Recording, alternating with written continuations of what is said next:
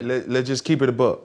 All right. Welcome back to another episode of Keep It a Buck. We on episode 70. It's your boy Flea, Almighty Flea on all social medias, Almighty FL3Es. Before we introduce our special guest, we're going to introduce ourselves first and then we'll go into it.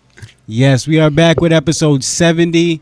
Exciting. We are closely getting our way to 100, almost there. But yes, I am Keeks. You can follow me at GSFK860. That's the Game Speed page. That's the free training for the kids in the community. So make sure you follow. Again, page was under reconstruction. So we'll be back posting with a consistent schedule and we'll have some competition on there for y'all. So we have a huge guest here today. Everybody want to talk about AAU, so let's talk about AAU. There's a lot of parents that don't know what to do when it comes to AAU, so that's what we're here for, to let you know what type of AAU program would best fit your kid, and if your kid is scholarship worthy. Yeah, if your kid's scholarship worthy, they'll be playing a specific type of AAU, and not everything is for, and not everybody's scholarship worthy, and that's okay. Yep. There's nothing wrong with it. There's a lot of people who are educated, making a lot of money, that never got a scholarship. And trust me. But yeah, also, let's get into this. We are here with Lydell Pemberton, and everybody knows him as LP, and he got some hardware up here. He is Tayshaun Pemberton's dad. Also, he is Tati Pemberton's dad. He has a daughter at Spelman and a son at Assumption, and they are both very high-level athletes. And thriving. They're great kids, great students, and him and his wife do a great job. And yeah, just great all-around people. Exactly. Real talk. Do you have anything that you want to say, or anything that Thanks for coming on. I feel thanks for coming on, man. We talked about this like when I first met you. You're not from, or you weren't up here for too long. Nah, well, like as of right now, you have been, but you weren't up here like your whole life. So y'all about to put me on. So what's your story about coming up here? So first, let me just go back to the introduction. So I do got my oldest son, Isaiah. He's 28. Yes, so he's the oldest. He just got a second master's from Sacred Heart. Yes, he was an athlete too. Played that post, and he played at New London too. Yeah, he played at New London too. He hooped that post. That's a D2 basketball player again. Towards ACL, so he had reconstruction. So he just kind of transitioned to IT. So he's out in Baltimore doing the thing. You know what I mean? 3 for 3. That's a fact. And honestly, I definitely do. Oh, you know, buddy? Yes, I do know him, and that's definitely my fault. Yes. I just be thinking about the two that just came out, dog, because he's out and already into the world and stuff. So that's definitely my fault. But yes, that's another successful one out of the group. Real talk. You're doing something right, my boy. Huh? You're doing something right. Yeah. Listen, man, I do a lot right. It's a little bit of luck and a lot of praying, man. Nah, you know what I'm saying? And you got to get yourself, we're going to talk about it. We're going to talk about it. I have conversations with a lot of parents, and you're very realistic. Facts. Honestly, very realistic. And it helps. It's working. We were just talking about that earlier, how much he holds Tay accountable and doesn't sugarcoat anything for him. Yeah. But you want to start on his background? Yeah, what brought you up here? Or where were you? Yeah, where like, you what's your background? Yeah. So just a quick nutshell. Like I originally was here as a kid. I lived in Montville as a kid. My father's from New London. He's in the Hall of Fame for football at the high school. Okay. All right, cool. Kind of wanted to get away from, all this out here and give us something a little different. So he moved us Montville. When you were a kid. But as a kid, that's across the country. Oh, yeah. So as a kid, it was in Montville. I was really talented in football. So a big part of our move, we moved to North Carolina. A big part of the move was hopefully have an opportunity to go to play elite levels of football. So we moved to North Carolina. That's the right place. Long story short, there I ended up going to 4 different high schools. So you know how that is. Each you're trying year? to get man. You're trying to get established, trying to find friends, it's hard trying to fit in. Academics wasn't my priority, man. I was just trying to fit in. Who I was. I was young.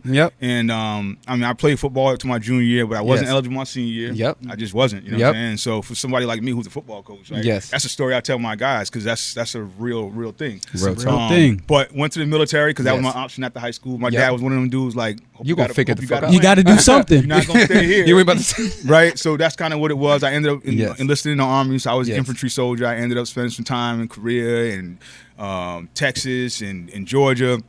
Had a medical discharge because I screwed my knee up. Yes. And then like from there, I was kind of like, what am I gonna do? Yes. I mean, I had a female friend at the time, well, girlfriend at the time, and we moved away for a little bit to DC, but things kind of didn't work. So home was here for me. You know what I'm saying? My brother lived here. My parents were from here, and I wasn't going back to live with mom and pops. That wasn't the thing. So I came back here and just started my roots here in 2000. You know what I mean? And from there, it just kind of moved up from there. You know? Okay. That makes a lot of sense now. Yeah, no, that makes honestly, a lot of sense. Okay. Dang, that's what's up, bro. Yes. So we're here obviously to talk about AAU. Yep. AAU and like Youth be able sports to as a help whole. people. Yes, because there's a lot going on, and there's a lot of things parents getting into programs that they don't understand. So let's talk. If I'm a parent and my kid's okay. What's okay look like? My kid can play on, like, my kid doesn't get too much time on their middle school team. Their middle school team. So we're talking middle school kid. Yep. And I'm looking, doesn't play on the middle school team. Okay. And all right. My aspirations are to get this kid on varsity when he gets to high school. All right. What do I do in the off season, or what do I do for AAU, or do I do AAU?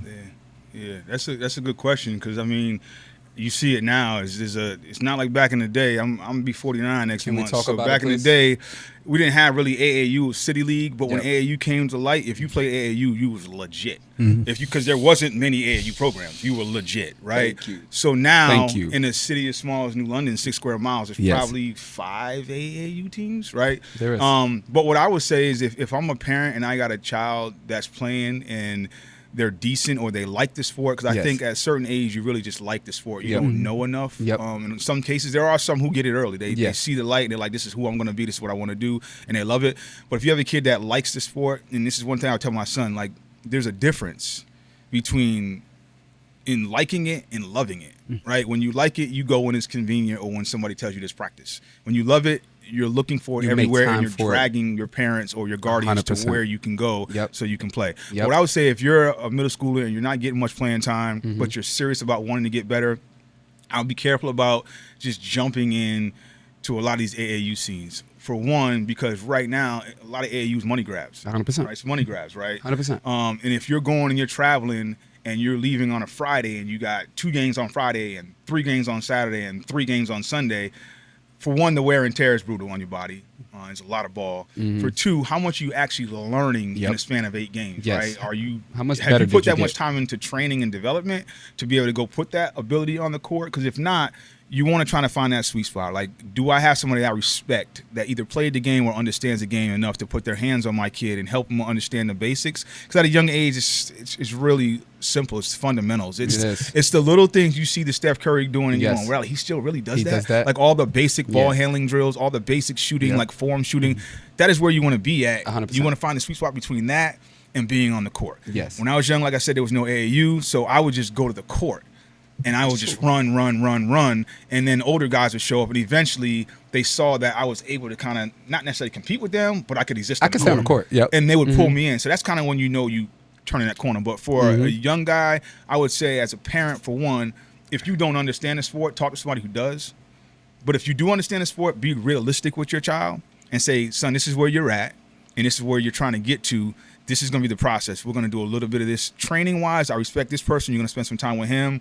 And then we're going to find an AAU program that's going to allow you to compete and stretch you at the same time, but not drown you.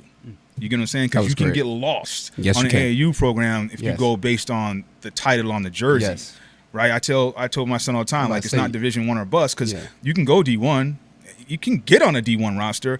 And it's all cool that there's 7,000 or 8,000 people in the crowd, but when your burn is during layup lines and that's it, you'd rather play in front of 150. And this is so that would be my advice to a parent. Like, find a nice balance between training and developing skills and identifying deficiencies, and then going out and playing so you can put that to practice and actually get used to, comfortable and understanding spacing and being on the court with other players. Because there's some guys who actually can play pickup ball and go crazy, but then they get in front of refs and they can't even function. In a collegiate game, and it looks a whole different. You know what I mean? So that's kind of where I would go. Just know, identify where your kids at, or find someone who does, who can tell you where they're at, and then just kind of place them from a skill standpoint with a development trainer, and then find an AAU program that your son or your daughter can actually get some minutes and play and compete. Right? They're not drowning, and they're not so dominant that they're wasting their time being there either. Great answer. Key to what he said is be realistic with your kids and the expectation. That's a key to everything he's saying. Like, that starts there. Be realistic. Shoot, honestly, you're talking great, and you got some great things to say. That's the only reason why I'm being quiet. Like, I don't got much to rebut or nothing to say, so I got another question for you. Yep. Did you get all you could out of AAU for Tay? Wow. It's not a bad question, bro. That's a good question. Yeah, it's kind of like he played at a very high level. So it's two parts, though, right? Two parts to exactly. It's two parts. Like he started early on. We were fortunate. We started early on with the Grand Sachems. They're up on the res, right? And it was really early on. Is what age? I think 10, because he was playing rec. So we was actually running from the rec. He was playing power pack, and he was playing with them. Okay. So he was playing like triple duty on the weekends, right? All right. So we started with the Grand Sachems, and basically it was just a combination of the tribes that came together and wanted to put a team together of tribal members. So we're Eastern Pequot, right? So we jumped on the squad. We only had 7 guys at the time, but it was a deep 7 guys. I don't know if you know Caden Whipple. Yes, I don't know if you know PJ. I don't know if you know Darrell. I know Darrell. Daryl Simmons, who's at I know Daryl. He's at St. Bonnie's right now. Yes. So it was a squad of like movers. good players for the area. It was a culmination of really good players, and we ended up going to Florida and taking 3rd. Oh, yeah, went to nationals. Oh, and so the next year we figured something out. We was like, yo, something's working. So we picked up a couple pieces, a big, and we went down and won the national title. Oh, wow. Right now, mind you, I never knew that. Now, let's be clear. It was Division 2. Okay. And I'm sure at some point we'll talk about that too. The difference between Division 1 and Division 2 at that level, because you're talking about 12-year-olds who are, reasonable size to 12-year-olds who've stayed back because they already see the vision of where this is going. 100%. That's the Division 1 guys, right? So, but we won a national title, and the reason why we knew that it was a difference, because as we were leaving, I seen the D1 Division 2 tournament, the Division 1 guys were coming in. We were like, they're the same age. Right? We're like, it's different. It's a little different. It's different. It's a little different. But not to take anything away. That is kind of what got us. Like, I was like, okay, like, I got some. He can compete. We got now, some. mind you, at that time, he wasn't really like. He wasn't a position player. He was just an athlete. Yeah. He was a football player. So you mean you didn't come back to the town and say I have the best son in the area and he's the better than everybody? I'm just saying. Okay. And I won't say that. All right. I'm just saying. It's not a thing for me to I'm just saying. Because if you start doing that now, you got to start comparing to other kids. And I don't talk about other people's kids. That's not okay. It's not okay with me.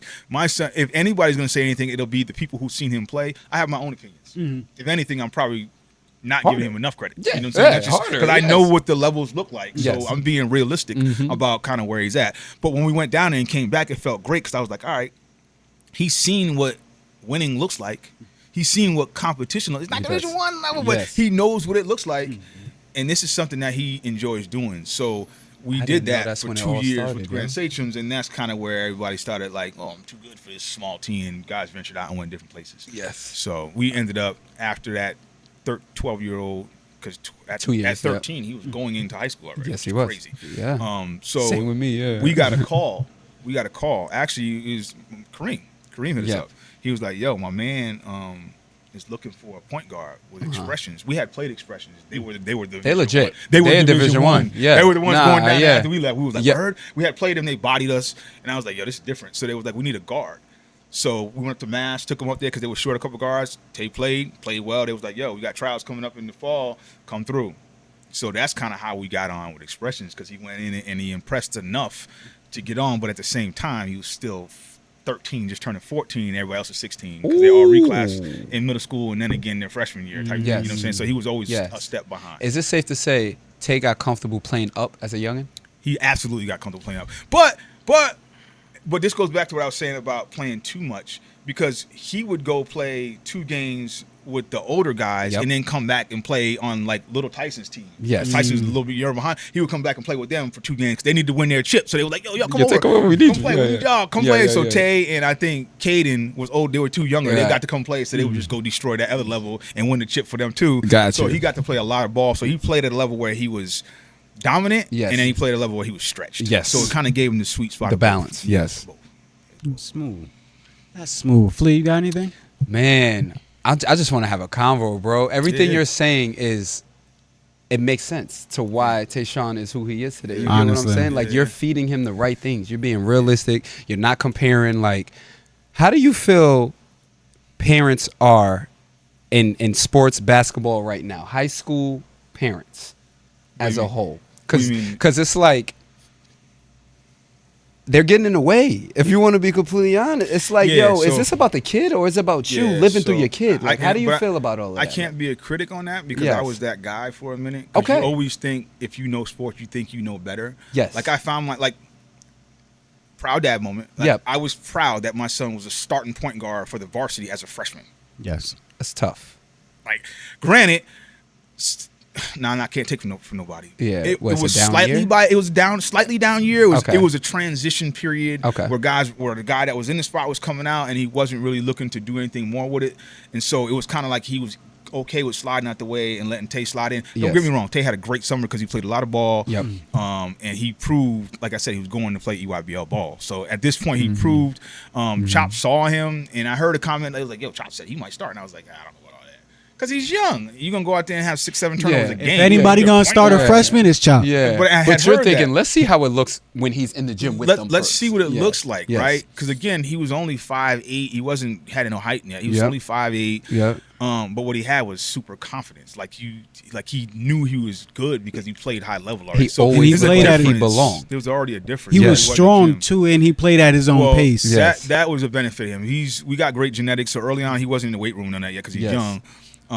But that was always a benefit. So like when I go back to my point about Grant Satcham, he wasn't a guard then. Like he was a four-man. Yeah, like, he was just an athlete. He didn't really have a skill set. He was just out there. He was grabbing 15 rebounds a game, and I'm like, he wasn't a big, but he was just in the right spaces. He desired it more. You know what I'm saying? So he was getting boards. Yes. He was just a physical, rugged dude because he was originally a football player. Like he was tearing up the youth league out here. He plays but he had a couple concussions. And me as dad and a football coach had to make that tough decision. Like, you're done. I told him he had a bad concussion in the 7th grade, and in 8th grade he had another bad one, and I said, I can't let you have another one. I can't let you keep going. And so me as a high school coach, him coming in, I'm already thirsty. He's going to come in and make an impact because I already know what his skill set was.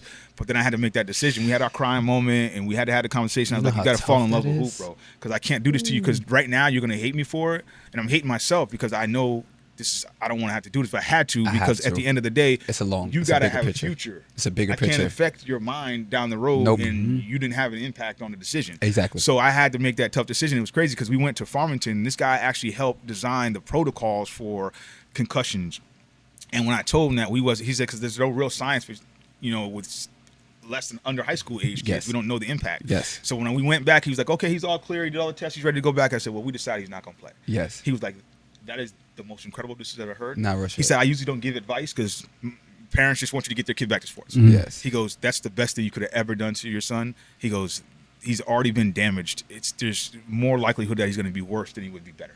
So he said it's the best decision you could have made. And I had to live with that. And actually, he became okay with it down the road because we would see instances of like football players be unconscious on the field, or we'd see certain things where it's like, wow, and some people are more prone to concussions. Some people can just get in the head, hitting over and over and over and over again. And some people can take one and it's a wrap. So maybe he's just more sensitive in that light in terms of the concussions. But I was just like, can't do it no more. Nah, that's what's up. Me and my wife, we sat down and was like, babe, we got to pull him out. Yes. We had the conversation together as a family. It was a crying moment. It was sad. Nah, that's a tough one. You know what I'm saying? And so you look back at it later and you'll be grateful for it. And look now. Yeah. We doing all right. Real talk. Sure. All right, so back to Expressions, right? Yeah. He played the rest of his AAU with Expressions? Yeah, so he played his freshman year, but like I said, he was 14 on the 16-year-old roster. Yeah. So all these dudes was like much bigger. He hadn't hit 14-year-old growth spurt. Yes. Right? So his 14-year-old year, I think he went from 5'8" to like 5'10" or 5'11". Like he had a good little run. Yes. Right? So he grew that summer. So then it was like, okay, here's the other thing about the levels of the AAU. Expressions like, okay, we want to reclass. Like there's probably like in the program, let's see who played in the program. Yeah. And so who played at Expressions? You had Terrence Clark, Cooper Flagg, AJ Dibonsta. All these guys played Expressions. Right? All these guys played Expressions and they all reclass, right? So they're like, we need to reclass. So we're like, all right, what's this gonna look like? So what is this gonna look like for real? Right. In this world, in the London world, that wasn't a thing. Like, nah, not at that time.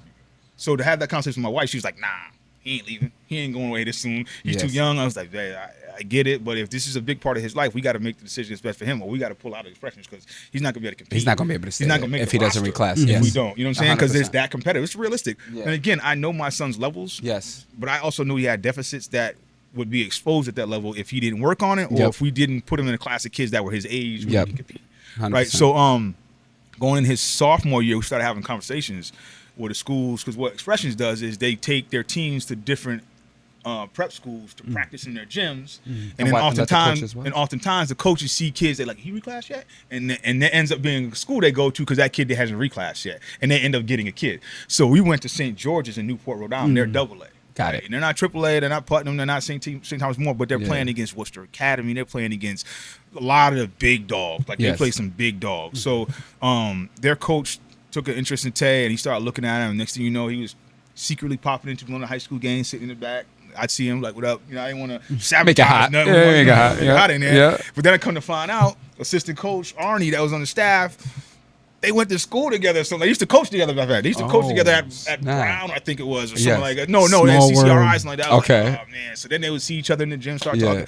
But long story short, he came to probably Tay sophomore year, probably came to like 10 games. Damn. And he was like, he liked what he's seen. So what happened was we applied. We didn't apply no other schools. Yes. That was the only school because it was like a sure bet. 100%. Now that process starts in like January, bro.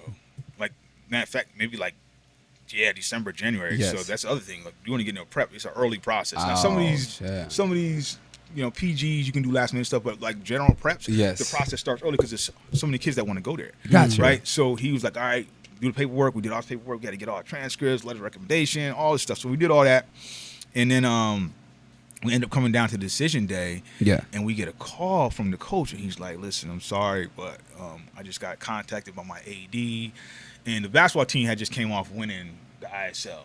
So they had Tyler Kolek was the point guard. Oh.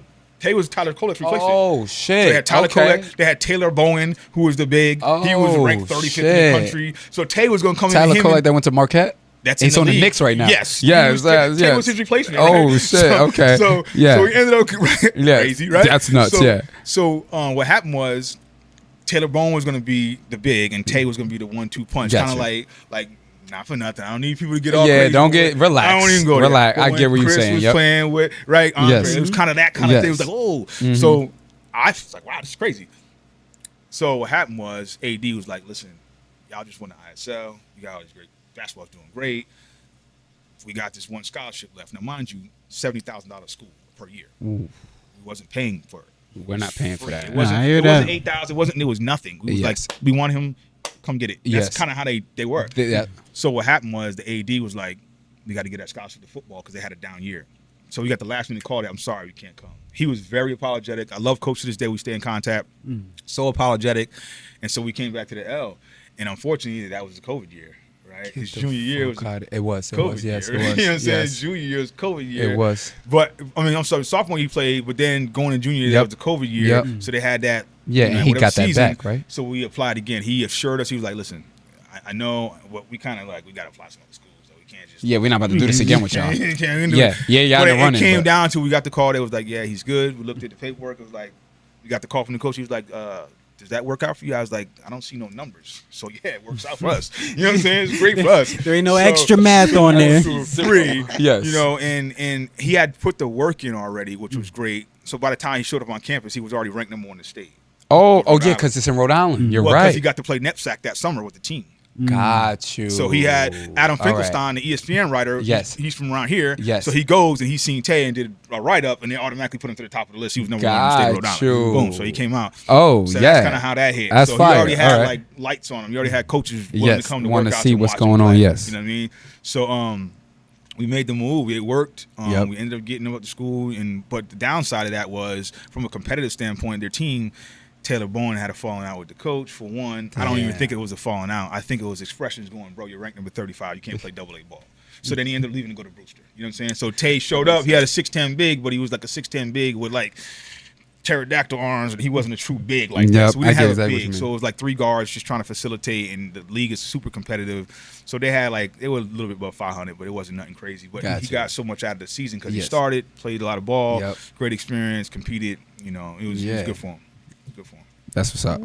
That's what's up. Yeah. Oh man, all right. So if I am good, really good in my area, I'm doing well in high school and stuff, and I'm probably the best on my varsity team, but I'm not pulling in any scholarships. What year you in? I am going into my this year will be my junior year. Going into your junior year. So I played well my sophomore year. Got playing time. How do I know if I'm going to be a Division I guy, or how do I boost myself to being a Division I guy? Yeah, I would say if you're a Division I guy, you probably know it. Yo, thank you. Oh my God, thank you. You're probably already should know it already. You know what I'm saying? You probably get the call. Like, and it can be unique, right? It can be unique. In Tay's case, like here's what I would be honest and say. Like people will argue the point. The reality is this: if you're head and shoulders, like take Zion Williamson. Yes. He played with a bunch of little kids. Yes, he did. But you can see, no matter where you are, you can see that he was different. It didn't matter. That's why he didn't go to the big schools. Because it was like, it doesn't matter where I go, I'm still Zion. Right? It doesn't matter. So if you're head and shoulders better than everybody else, the saying that they'll find you is true. It is true. If you're that good. If you're that good, yes. But if you're just pretty good and you're dominating your league, I'm going to be 100% honest.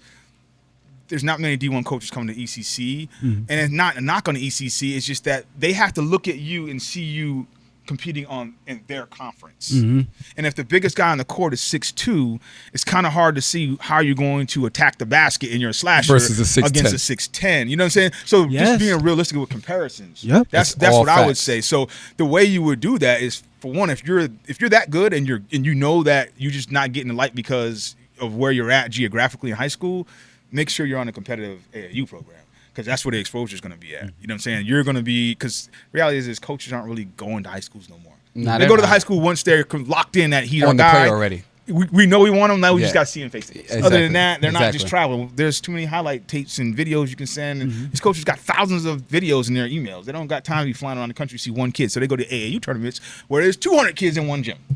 And then we get to pick. You know what I mean?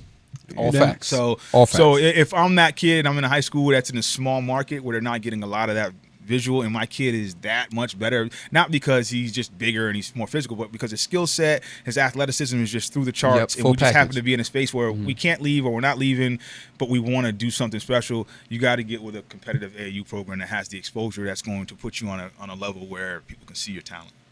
I'm happy you talked about athleticism. What is the difference in athleticism between the different levels of AAU? It's incredible. It's incredible. There's levels, to say the least. Some people say, well, you're big, so that's why you play. No. I need to be big to play. I will make a prime example. We played with him all of our lives. Yes. Daryl Simmons is probably pound for pound one of the best players I've ever seen. Just legit. Yes. Because of his IQ, because of his motor, because of his fierceness, because of his tenacity, because of his desire to win and his love for he just battles and don't get me wrong, he was thrown into the fire because he was a Putnam science student since middle school. And if you know anything about Putnam, it's hyper competitive up there. You will not exist if you can't compete. So he had to learn how to play in space, getting the ball up early, and he is just so the size thing I'm not really sold out. Now how high you go and all that stuff, it can have an impact. But what's my man's name from Tennessee, the point guard of Tennessee? Oh, little dude from New York with the braids. ZZ. Right, yeah, right, right. right. ZZ, yeah. He makes it work. But I also watched Daryl play against Tennessee and put up like 20 against him. And he played at Gardner-Webb at the time. They got smacked, but Daryl cooked. Right now, Daryl's top 25 in the country in scoring, which is crazy. They just gave him the green light, right? So that's kind of what I'm saying. Like the size thing, not necessarily athleticism. If you can jump out of the gym, or if you're moving bodies and like you just can't be guarded, that's gonna get you in the door. You're not gonna be able to live there because your skills have to improve. Because there was a point where I thought Tayshaun was the most athletic kid I've ever seen, and then I realized that he's got some skill set deficiencies, and you can't get to the basket to dunk everybody every time. Or you can get to the basket and dunk, but guess what? He's 6'11", bro. It's not working. It's not gonna work every You're time. only 6'2". Yeah. So athleticism does play a big part. Don't get you in the door. Like Tay passed the eye test every time he walked in the gym. Why? Because he's built like a grown man as a young man. Facts. But on the same token, once he gets on the court, be 200 pounds at 16, now I got to carry that weight though. Like my muscles have to be defined enough to carry the weight. He had 200 pounds of muscle, but was it fast twitch? Was it explosive? It was just 200 pounds and looked great. Yes. And he utilized it. Yes. But he didn't have the lateral movement. He didn't have the stopping power. Like he got a lot of offensive foul calls. He was running dudes over because he couldn't stop and change directions. Like all of that. And that was since he was little. That was one of his deficits, just running people over. Yes. And not because he just wanted to, it's because he couldn't change direction because he had so much body weight. So much and weight. His bones were big. And he's moving so fucking fast. Moving so fast. Directions. Yes. So, but athleticism, absolutely. Like, you look at the highest levels, there's not a guy in the league that ain't athletic. Everybody's athletic. Yeah. You gotta be athletic. Yeah. And you can work on that. That's not like I'm just born athletic. No, you can work on that. When COVID hit, me and Tay got in the dungeon in our That was my next question because everybody make it seem like, well, I'll never be this athletic, or Tay's just like genetically he got bounced. But no, you don't. No. He be telling the kids. Thank you. Telling the kids. They don't. I don't think they believe him. They don't believe me, bro. I think he got a flush dunk his freshman year. It was like some little weak little. Barely rattled in. I'm like, oh, that I dunked. That was like every 14-year-old at your age. You should probably be doing that at this point. It wasn't like you're above the rim, bro. If the ball was if they had a 30 and a half, you wouldn't get a dunk. Lucky it's a 29 and a half. Exactly. Right. But what happened was COVID hit, and we couldn't get to the courts. Couldn't do nothing. So we went in our basement, bro, and he put on 18 pounds during COVID of all muscle. And we were working legs 3 times a week. We were doing Bulgarian split squats. We were doing lateral lunges. We were doing kneeling to squat to jump. Like, we were doing so many. I was looking up everything I could find. I had to do it like fast twitch explosiveness. You had all the time in the world. And listen, when we finally got a chance to see the product, I was like, it worked. Because when he went prep, bro, his first bucket in prep. Because mind you, what happened was this is the other thing. He went prep and he tweaked his ankle early, so he couldn't play at the first 2 games. I was like, yo, bro, what are you doing? Then he got in the first game. I think we were playing like Bremer in May, but we were up at what was that school? Was at Babson College. There was a tournament. It was like the last day of the tournament. Expressions coach was in there. I was like, oh, here we go. You got the owner expressions here, and don't go messing this up, right? Because once they get you into a school where they see that you went to prep, now you're like, okay, we got to watch them. We got to look at our product, and you can just fade into oblivion, and they don't pick you up on the roster. Or you can go, oh, he is what we thought he was. Yep. His first bucket was a poster. Like, I'm talking about like. Yeah, you put dude to the rim. It was crazy. First bucket, 1 foot jump. Not no 2 foot lean, get the body in. No, it was 1 foot jump. I was like, yo, it worked. It worked. Like, we just put the work in. So he put on 18 pounds of muscle. But I will say the downside of that is he was kind of stiff. Like, he didn't have we didn't work on the range of motion as much. Got it. Okay. He wasn't as fluent. He was a little stiff. So even his junior year here, because that was that year, he put the weight on. If you can look at the differences between his videos between sophomore and junior, he looked so much bigger. I mean, he cut his hair too, but he just looked bigger. But he was more stiff. His shot was twitchy. It wasn't smooth anymore. He didn't have any like fluency to it, and so that really impacted him too. He had to work on his flexibility, range of motion, and then we just had to work on like adjusting to your body weight now. And it took a little time to do that too. You know what I mean? So it was a big deal. As a parent at your son's games, what are you looking at? Because these little twitches you talking about, like, is that how you watching the game when you're watching? Absolutely. I'm not even like enjoying the game. I'm not low key. Well, you know why? You know why? Because here's the thing. Like, I want him to enjoy the process. Yep.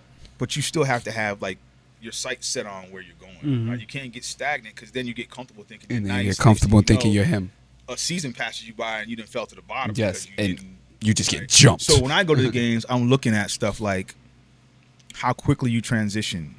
Are you taking the shots you're supposed to, or are you lacking confidence in your shots? So now you keep going to the basket. How many times you bringing the ball to the right side of the court? You're right-handed. You're supposed to bring the right side of the court. How many times you bring up the middle of the court? Like, how many times you're the last guy back in transition? What's your attitude like when you got subbed and you don't think you should have been? Are you talking back to the refs? Like, I'm looking at all this stuff because that's the stuff when you send here's the thing. College coaches, you send a film. Great. I'm interested. Can you send me a full game? When they're serious, they want to see a full game. Oh, yeah, no, that's a fact. Don't nobody want to see no highlights. Little details. I like to get them interested. Don't get me wrong. From what I understand, college coaches are like little kids. When they see something on Instagram, but they need to see the full film after. I want to see the film. Y'all lost by 30. That's the game I want to watch. Yes. Right? Yeah. Because you probably didn't play that great if you're the guy. You lost by 30. If you're the guy and you lost by 30. You didn't play that great. What's your attitude like? Yep. What's your attitude like when you get subbed because you just shot 0 for 3 from 3? How you speaking to your teammates? How you communicate with your teammates? What's that energy like? How do you bounce back at halftime when you went and had a conversation, you had a chance to regroup, and you come back? Is it still the same energy, or are you the different guy? It's okay that you had a moment. You're still young. But did you change that, right? So me personally, I'm looking at all the things that can get you scratched off the list. Real shit. That's Everything tough. Get you scratched off a college coach's list. That's what I'm looking for. Because we play for expressions. We would have practice 3 days a week in Boston. In fucking Boston. In Boston. Yes. and the ride would be long. Yes. And he didn't get to go to sleep because I'm talking his ear off. Yep. And some people go, oh, yeah, let your son enjoy the game. Oh, you can't beat him down. Not if you're trying to get to that level. Yeah, we trying to get somewhere. We trying to get somewhere. At some point, it's like, do you like it or love it? Let me know. If you like it, I'm saying let's go to the gym. Facts. If you love it, you're saying, Dad, we got to go to the gym. 100%. Right? There's a difference. And I think he turned that corner at some point. I was like, all right, I'm starting to see it. But I had to have some conversations like, yo, you're not getting recruited playing like that. I don't know what you're doing. There's a little bit of abuse in becoming great. It is what it is. It is, though. Like, it really is, though. Patty, oh, you're the best. There's not many kids that just got it in them to just keep killing them if they are just getting all hugs and kisses. I promise you. No, I wouldn't. But I feel like there's a negative connotation in being realistic these days, because you're saying it's a bit of abuse because you're being realistic with your kid. Yeah, you're being realistic about his dreams. It's just like, yo, if you don't want these dreams, then you don't. That's true. Then I'll let you know. But I say abuse, but because at that age, you may not have the emotional maturity to handle it the way I'm giving it to you. Mm-hmm. But that builds over time, because eventually, like, we could be us three talking, and you can tell him something that I said to him 4 years ago. He's like, Dad, Khalid said. I'm like, we've been talked about that. I told but it's you. a different voice because I'm in his ear every day. You know what I'm saying? Exactly. But you have to do that, because I remember my dad used to, the room we spent, he was talking to me so long, right? And you just But I feel like as I got older, everything he said stuck. Yes, so it's stuck. I remember when you told me that. It's stuck as soon as the occurrence, as soon as like it happened, or right? just like you said, when somebody further down the line comes sees me and then I say the same exact shit, then it's like, wait, I heard that before. Okay, my dad was telling me that. He my did dad's it. my hero, and I think he's smart, but he don't know everything. And then it's confirmed though, like it's confirmed. So it's kind of that moment, you know what I'm saying? But those rides would be long ride homes, and we would critique. And sometimes I think I got to a place where I realized it was like, here's the other thing. If you're playing with an AAU program or you have a coach that is passive, it's okay to be aggressive as a parent, because he ain't getting that side. Got it. But if you got a coach that's all over you, he's on you, he's dogging you, then you got to pull back, because then he's getting a double dose of it, and now you're tearing him down. And you can't feel the confidence in it. So I had to gauge what kind of coach you got. So parenting is situational in basketball. Hey, parents, listen. It's situational. It's situational. You gotta adjust. You can't be one way. It can be. You can't be one way, because if you got a coach that's life. hands off and he's just letting them run the show and he's then I'm throwing the game away every game, then we gotta have some conversations, because I know better. I'm not your coach, but you know I know better. But I know you know I know. The other side of it is, if your coach is like, if he's just badgering you, but he doesn't know the game, that's different. I'm still getting at you. I'm still getting at you. But if he knows the game and he's at you and he's telling you real deal stuff, I'm just going to reaffirm what he said. But then I got to make sure I show you the love so you feel uplifted, so you don't feel beat down. Right? You got to take that beat down so you can come back sometimes. But it can't be like, I can't put you under the ground. It's like, you're not going to have to get out. You're not going to have it. Yeah. So we would have some real conversations, and I would talk to him about just assertiveness. Like we know you're in the gym. Like, why are you passing him the ball when you got the same shot? What is he? And most of the time, it would be, and he may not admit it to this day, but it's because he was playing with older guys and he gave them more respect than he gave himself. And I'm like, that doesn't mean anything because they're older. Like, your skill set and the work you're putting in shows you deserve to take that shot. Because when you don't take the shot and he misses, people are going, Tay should have took that shot. Yeah, 100%. 100%. It's gonna come back to you anyway. Yep. And you feel like it ain't my fault. I didn't shoot it. Yeah, you should have. Yeah, you should have shot it. So it is your fault. It is your fault. those rides home would be very specific. Like it would be specific. Situational. I would try my best. I'm a talker, and my mind just sticks to everything. Yep. I would try my best to limit it to maybe 1 or 2 items. Yep. But then it got to the point where he started getting older, started having a voice, and now it's becoming a back and now forth. It's a conversation. It's like, all right. So I slowed down on that, and I would record everything. Yes. And I would just hand him my phone and just drive. What you see on the second flick, I travel. I drive back. Like, now he's got to own it when he starts to look at film. And that shit is different when you're looking at yourself. It's one thing for me to say. Yeah. I'm a little inactive. I'm probably dragging it, right? But when you look at it, when you see that shit, you can't lie to yourself. You know, you might not tell me, but you can't lie to yourself. But also, film don't lie too, because you always feel like you're not doing it as bad as you think until like you look at film and it's just like, yo, I really look crazy. I look terrible. 100%. And when you own that part is when you start to get better. Yes. Yeah. When you own, not when you look at it and then act like you didn't see it or make excuses for it.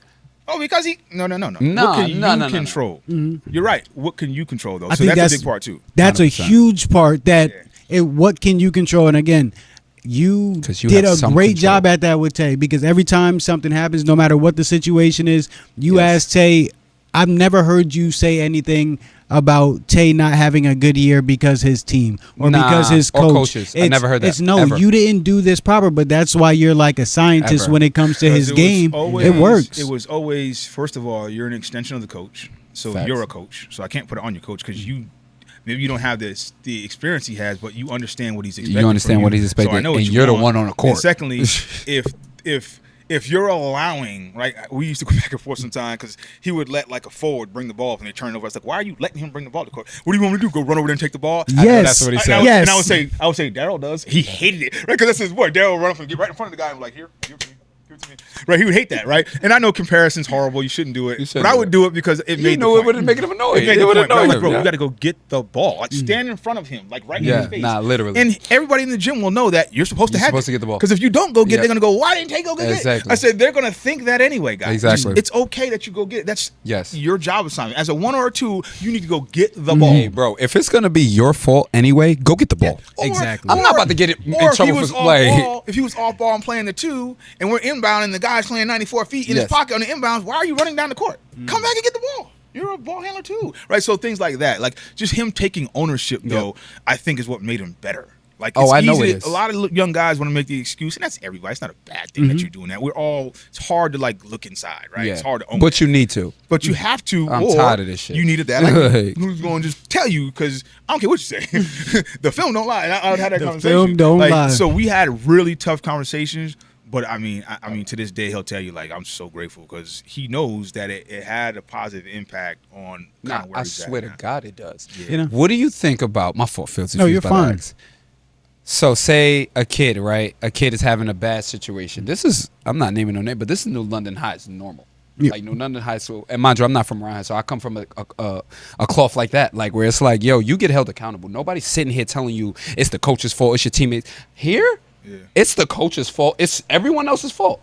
And they get in the car with their parents who's saying the same exact shit to them. Like, nah, it's your coach's fault. Your coach should have played you.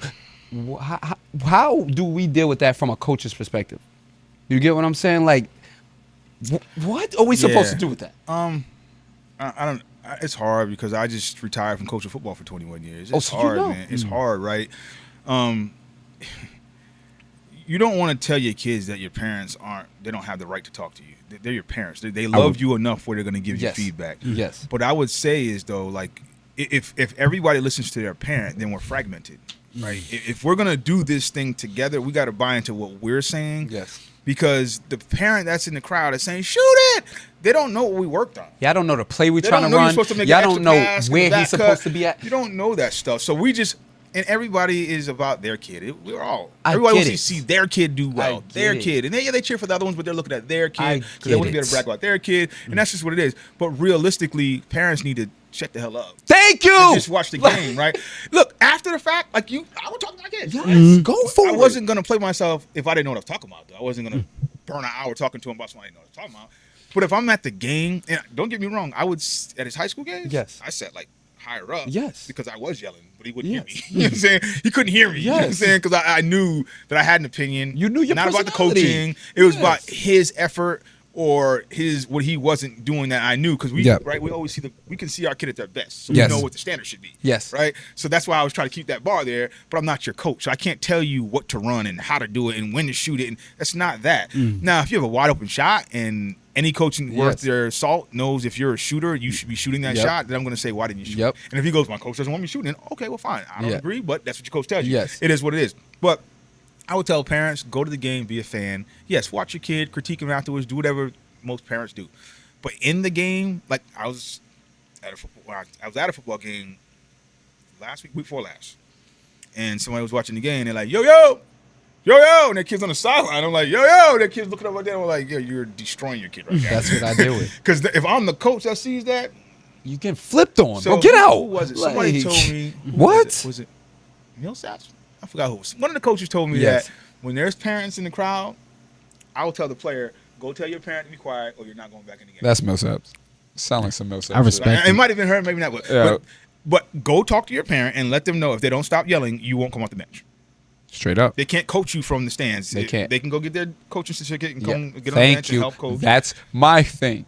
And it's not. They have the same option to coach this team as everybody has the same opportunity. But it's not disrespect. It's just. It's not. It's the game. It's you have to respect the game. We can critique coaches all day, but if they're giving their time to your child, they're not in the NBA, so you shouldn't expect them to coach at the NBA level. Mm-hmm. That's like referees. You go, we're a coach. Watch youth sports. They're youth refs for a reason, because they're not that good yet. Like, we're all human. Do you want robots running around the court? Yeah, literally. Like, we're all human. I watched NCAA football this weekend. Some horrible missed calls. Yes. But they're going to make some really good ones. They're human. And it's going to work out on your side sometime, too. Exactly. So just be a parent and enjoy the process, enjoy the journey, because it's a journey if you take the long run. It's roller coaster. Sometimes your kid's great, and sometimes they freaking suck. It's like, yo, what are you doing?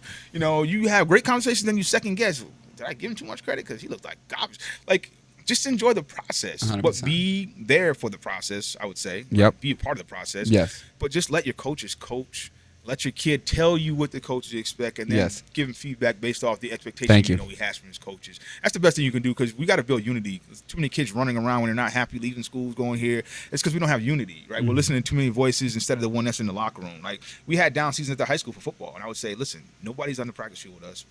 But us. Nobody's in the locker room with us, but us. Like, I hear you got an uncle that played in the league. Yeah. Oh, that's cool. Right now. They're not here. They're not disrespecting their facts. Their intelligence or understanding their of the IQ. game, but they're not here putting the work you in. So you got to respect what we're doing. A team that buys in and isn't like too talented and buys into their coaching system is going to be better than a team that doesn't. You're gonna get better because if you don't buy into your coaching system, you're always gonna be sitting there fighting with your coaching. You're not gonna want to run the plays and stuff. But you, at the end of the day, if that's your coach, you got to buy into it. If you want to win, you might as well buy into the system. But that's you always gonna be in some type of system. And then even everybody thinks like, if I go like, all right, I'm gonna say F this and I'm gonna go start a business. You are at the hands and feet of your customers at all times. Your customers and clients at all times. Like, no matter what. You're right. You either answer into your boss or you answer into your customers and clients. Nah, you're right. Pick one. Nah, you're 100% all the times, I don't need nobody. You need somebody. You need somebody. Regardless of which way you want to look at it. Unless you're buying your own goods. Yeah, it works. Unless you're going to the source and there are delivering it yourself. yourself. You don't need a customer, I guess. Yes. But for the most part, most of us walking around here, we got to answer to somebody. 100%. And it's not about being fake. It's just about being able to like exist in the space that you're in and make it work for you. Yes. You know, it's the same thing with hoop. Like, you think everybody in the NBA wasn't a star where they came from? But you're going to play a role here. Facts. You got to love the role, or you just don't play no more. You retire, or just call it quits. Straight up. I'm sure like the guy who you come in and you see just all he's there to do is like win the game at the end. He sat the bench the whole game. You want him to come in and shoot a 3 to win the game. Facts. That dude was probably hitting 35 a game in college. Facts. 30 a game, right? No cap. And now I'm a helper. Yeah. Everybody saw Chris Dunn's role in high school. Chris Dunn's role in college. Chris Dunn was Big East defensive player of the year and offensive player of the year. Nah, he was. I was there for this. I was around here. Like, bro, but now he's in the league and he's still obviously one of the best defenders in the league, steals and stats say it wise, and the eye test say it wise too. But his offensive role is different. Yeah. He's playing a role. His offensive role is different. Some people would think that his role like dropped off and stuff, but no, he found his niche. Yes, he did. There's levels. It's levels to the shit. He found his niche at the highest level possible. There's levels. Like you don't just arrive and go, oh, I'm the guy. Like it just doesn't work that way. And I don't know the algorithm, how they figure it all out, but they figure it out, and it tends to be the right guy. Dead ass though. It usually is. Tends to be the right guy who's taking the shots. You know, and they figure something out. You know. Nah, you're not lying. 100%, bro. 100%. Quick question. This is gonna be our last question. Well, for myself before we get into sports for the day. Why? I know a lot of people have this question. Why did you choose a D2 school for Tay when I know, like, obviously he had, like, the D1 looks? Wait, he had interest in D1? No, he had D1 offers. He had offers? Yeah, he had offers. But you chose D2 for your own reasons. Yeah. Why? Well, it wasn't my reason. I mean, it was what was out there. Yeah, but like you for your decision, like you made your decisions because of what was going on. Like we talked about this the other day. From the start, take us through the process. Yeah, from the start, when like I think it really hit home. Like when he was ranked #1 in the state, we were like, all right, like this is real. Like you can go D1 somewhere, right? Then school started coming to the open runs at his prep school. Coach would call and ask. They're like, we'll keep an eye on you. They took us to a URI visit, took us to a Providence visit. We went to a Brown visit, went to a Yale workout. Like, we were just getting around. Like, all right, this is starting to get really serious. But again, that was that COVID transition. Mm-hmm. So Tay didn't graduate high school. He was still 17 when he graduated high school. We reclassed him, and he was still 17 at graduation. Oh, shit. Yeah, God, we reclassed, damn. and he was still 17 at graduation. Damn. So what happened was all these schools, right? He had I think it was 17 schools of interest. And then the offers, what happened was all these rule changes started going into place.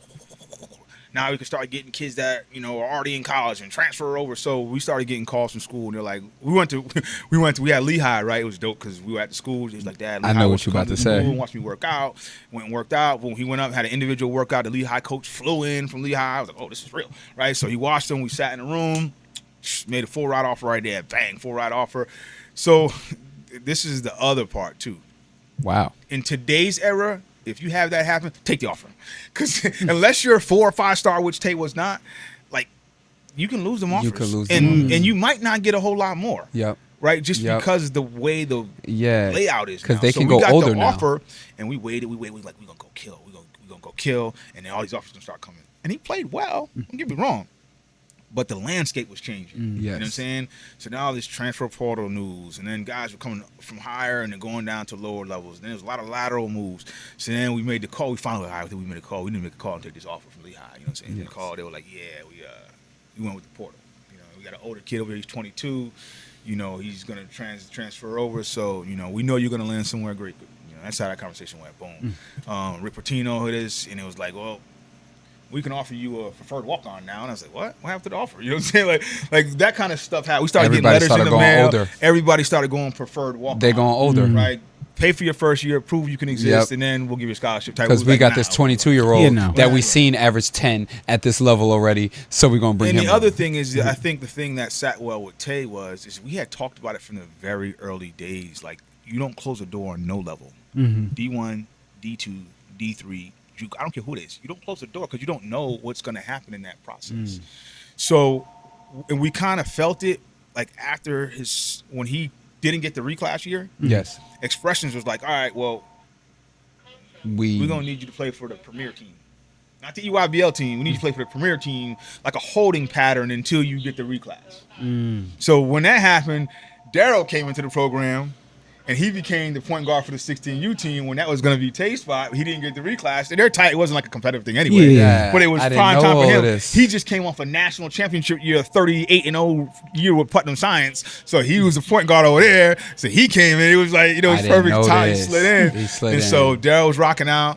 We was with the premier team. Tay had a great year premier, but you're not getting the same looks. It's different. We had Hurley Kane, Washington play. Yes. We had UConn. And you're not around the court. You're not around the 50 D1s. Yeah, exactly. A couple. They know who's on what courts. They know who everywhere. Yep. So he ended up. We ended up saying, all right, listen, at the end of your junior year, you didn't get what you thought. We thought right now. Yes.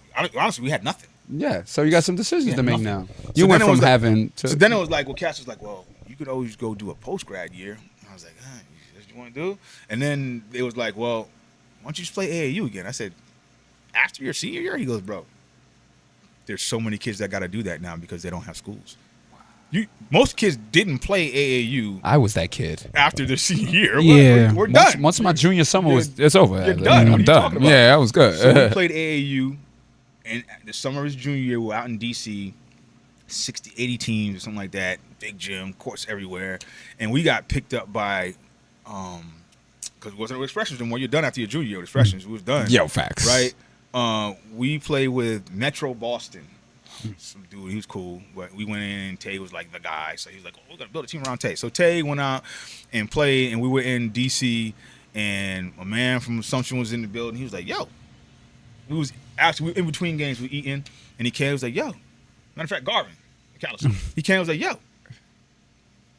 Taste it on the table? I said, yeah, bro. I said, we still trying to get a school. He was, word? Because Assumption was always at like the gyms, but they would never talk to us. Nah. He was like, we weren't talking to you because we knew he was D1. He told me that to my face. He was like, told we me knew that he was to my D1, face. so we didn't even talk to y'all. Like, that's what he told me. Garv said that on his podcast. He said it on his podcast, actually. Yeah. We knew he was D1, so yes. we didn't even mess with him, right? Deadass. So I was like, yo, bro, give us a call. What's up? He goes, bro, I'm calling my coach right now. Right He the got fuck on the now. phone right there and was like, yo, Tay Pemberton's in the building.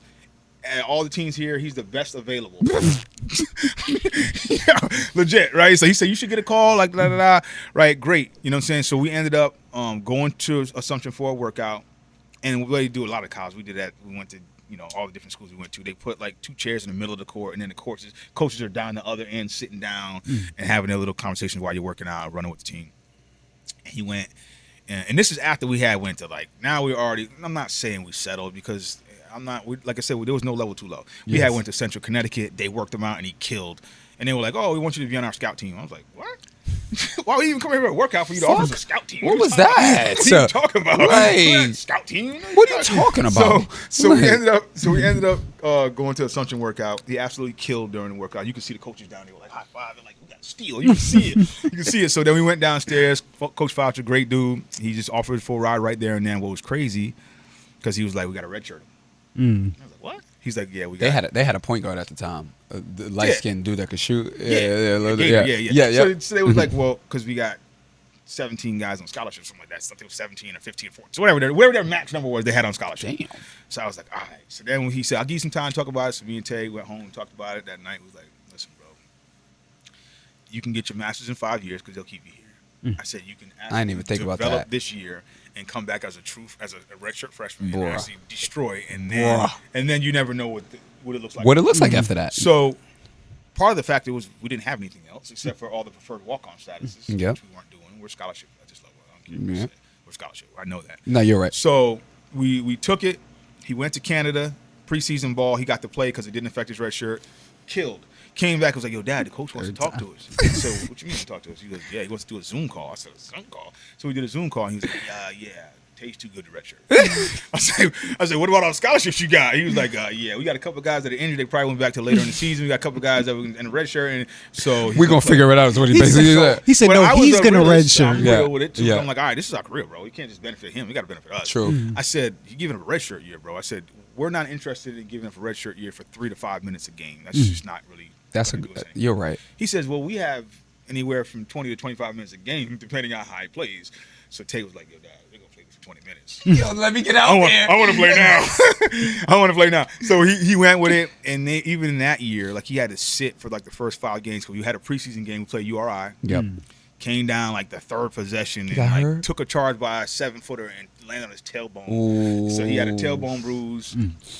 So he was out for the first 4 or 5 games. But then he hit the ground running? He did, but he didn't, right? So again, this is where there's levels. This is where you got to play your role. He was the 6th man, but they had 4 fifth-year seniors on the team, and they were the guys. Of course. Right? So he was sitting in the corner waiting for that last option, which and didn't come that often. Swinging at. Right? So he averaged like 2 points a game. 3 rebounds a game. Like, he was playing minutes, but it wasn't like he was able to, like, be productive. He was on the court. He looked the part. He was another body. He could get physical, but it wasn't like he was in the scoring. Gotcha. Last year, obviously, we see what happened. You see what happens. Elite 8. And he just kind of took off from there. Yeah, he won a MVP of the. So he got the regional finals. He got the regional finals MVP. Yes, he did.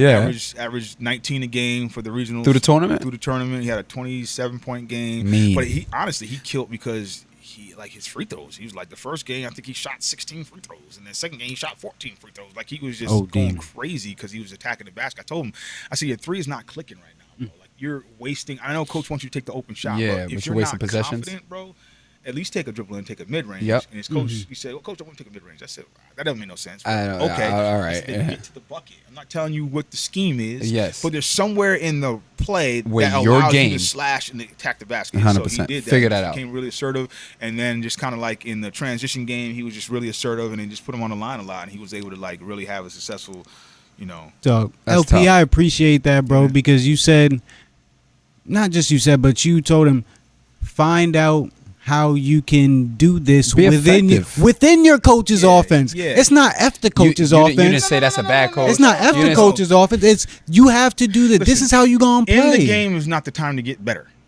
Thank you. It's not the time to get better. Oh my God. It's not the time trying new stuff.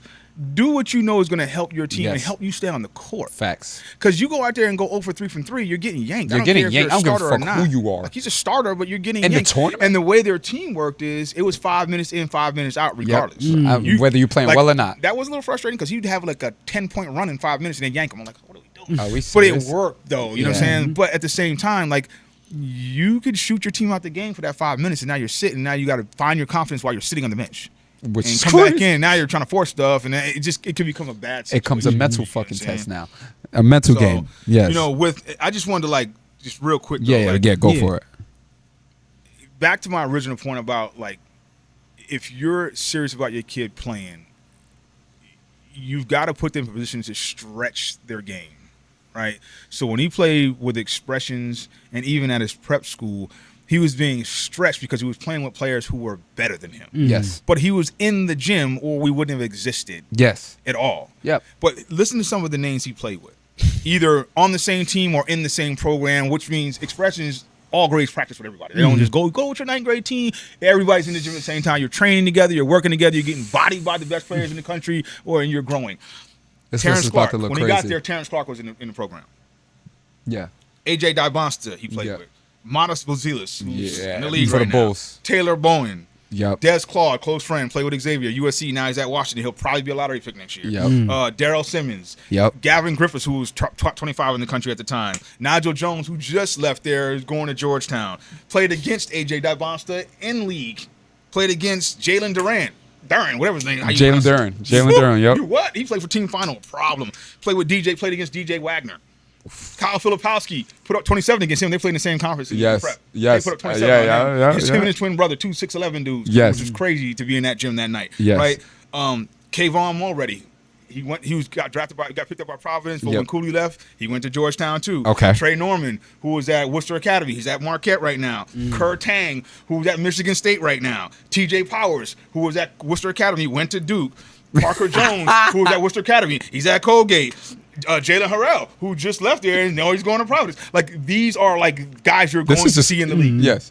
So yes. When I say, like, if you're in the conversation, see, that's the thing about even the dream of being in the league, the dream, right? Yes. If you're in that world, because that world's really small. It's not that big. It's People not think, that big. Kids, but there's not millions of kids playing EYBL ball. No, it's not, bro. There's not many kids playing at the highest levels of Adidas. No, it's not. Those guys, you're in the gym, and he happened to be in a program that is one of the most prolific EYBL teams. So they bring guys in, not just regionally. They're coming from everywhere. Monas Vazilis from Chicago. We brought him from Chicago. Like, guys are coming from everywhere. Chicago 6'10" guard. You know what I'm saying? 6'10" guard. No cap. That affected Tay's playing time too, because when it comes to tournament time, like, we were playing. What are we gonna do? We were playing tournaments, like we played against PSA, right? Yes. Tay had like 25, right? And it wasn't a non-session game. We played in Massachusetts, right? Yep. Then we go into a session game and we're playing against PSA. Same team. 0 minutes. You're like, what? I'm like, yo, what's going on? Coach was like, yo, Nike tells us who to play. If you're not ranked, if you're not 4 or 5 star, if you're not ranked top 100, they tell us who to play. It is what it is. And I'm not knocking expressions. I'm not knocking anything. Yes. It's just that he wasn't a top 100 kid. Yeah. He just wasn't. And we could have chose to step down and go somewhere else. Yeah. But he was like, Dad, all I need is like 5 minutes to perform at a high level, and I can get picked up by anybody. That makes him special in itself. If you can go perform, if they can see you put on a show and if hit you 10, can 12, show 15 you points belong, at that level, it transitions to college where if you're playing at that level in EYBL, then you can go D1 and you'll probably average 6 or 8 points a game, right? Yeah. It translates. It does translate. So he was like, I just need my shot. If I could show I belong, I just need that's my all shot. I need. You know what I'm saying? That's all I need. You know, unfortunately, we didn't get the shot. We lost. We lost kind of early second round in his junior year.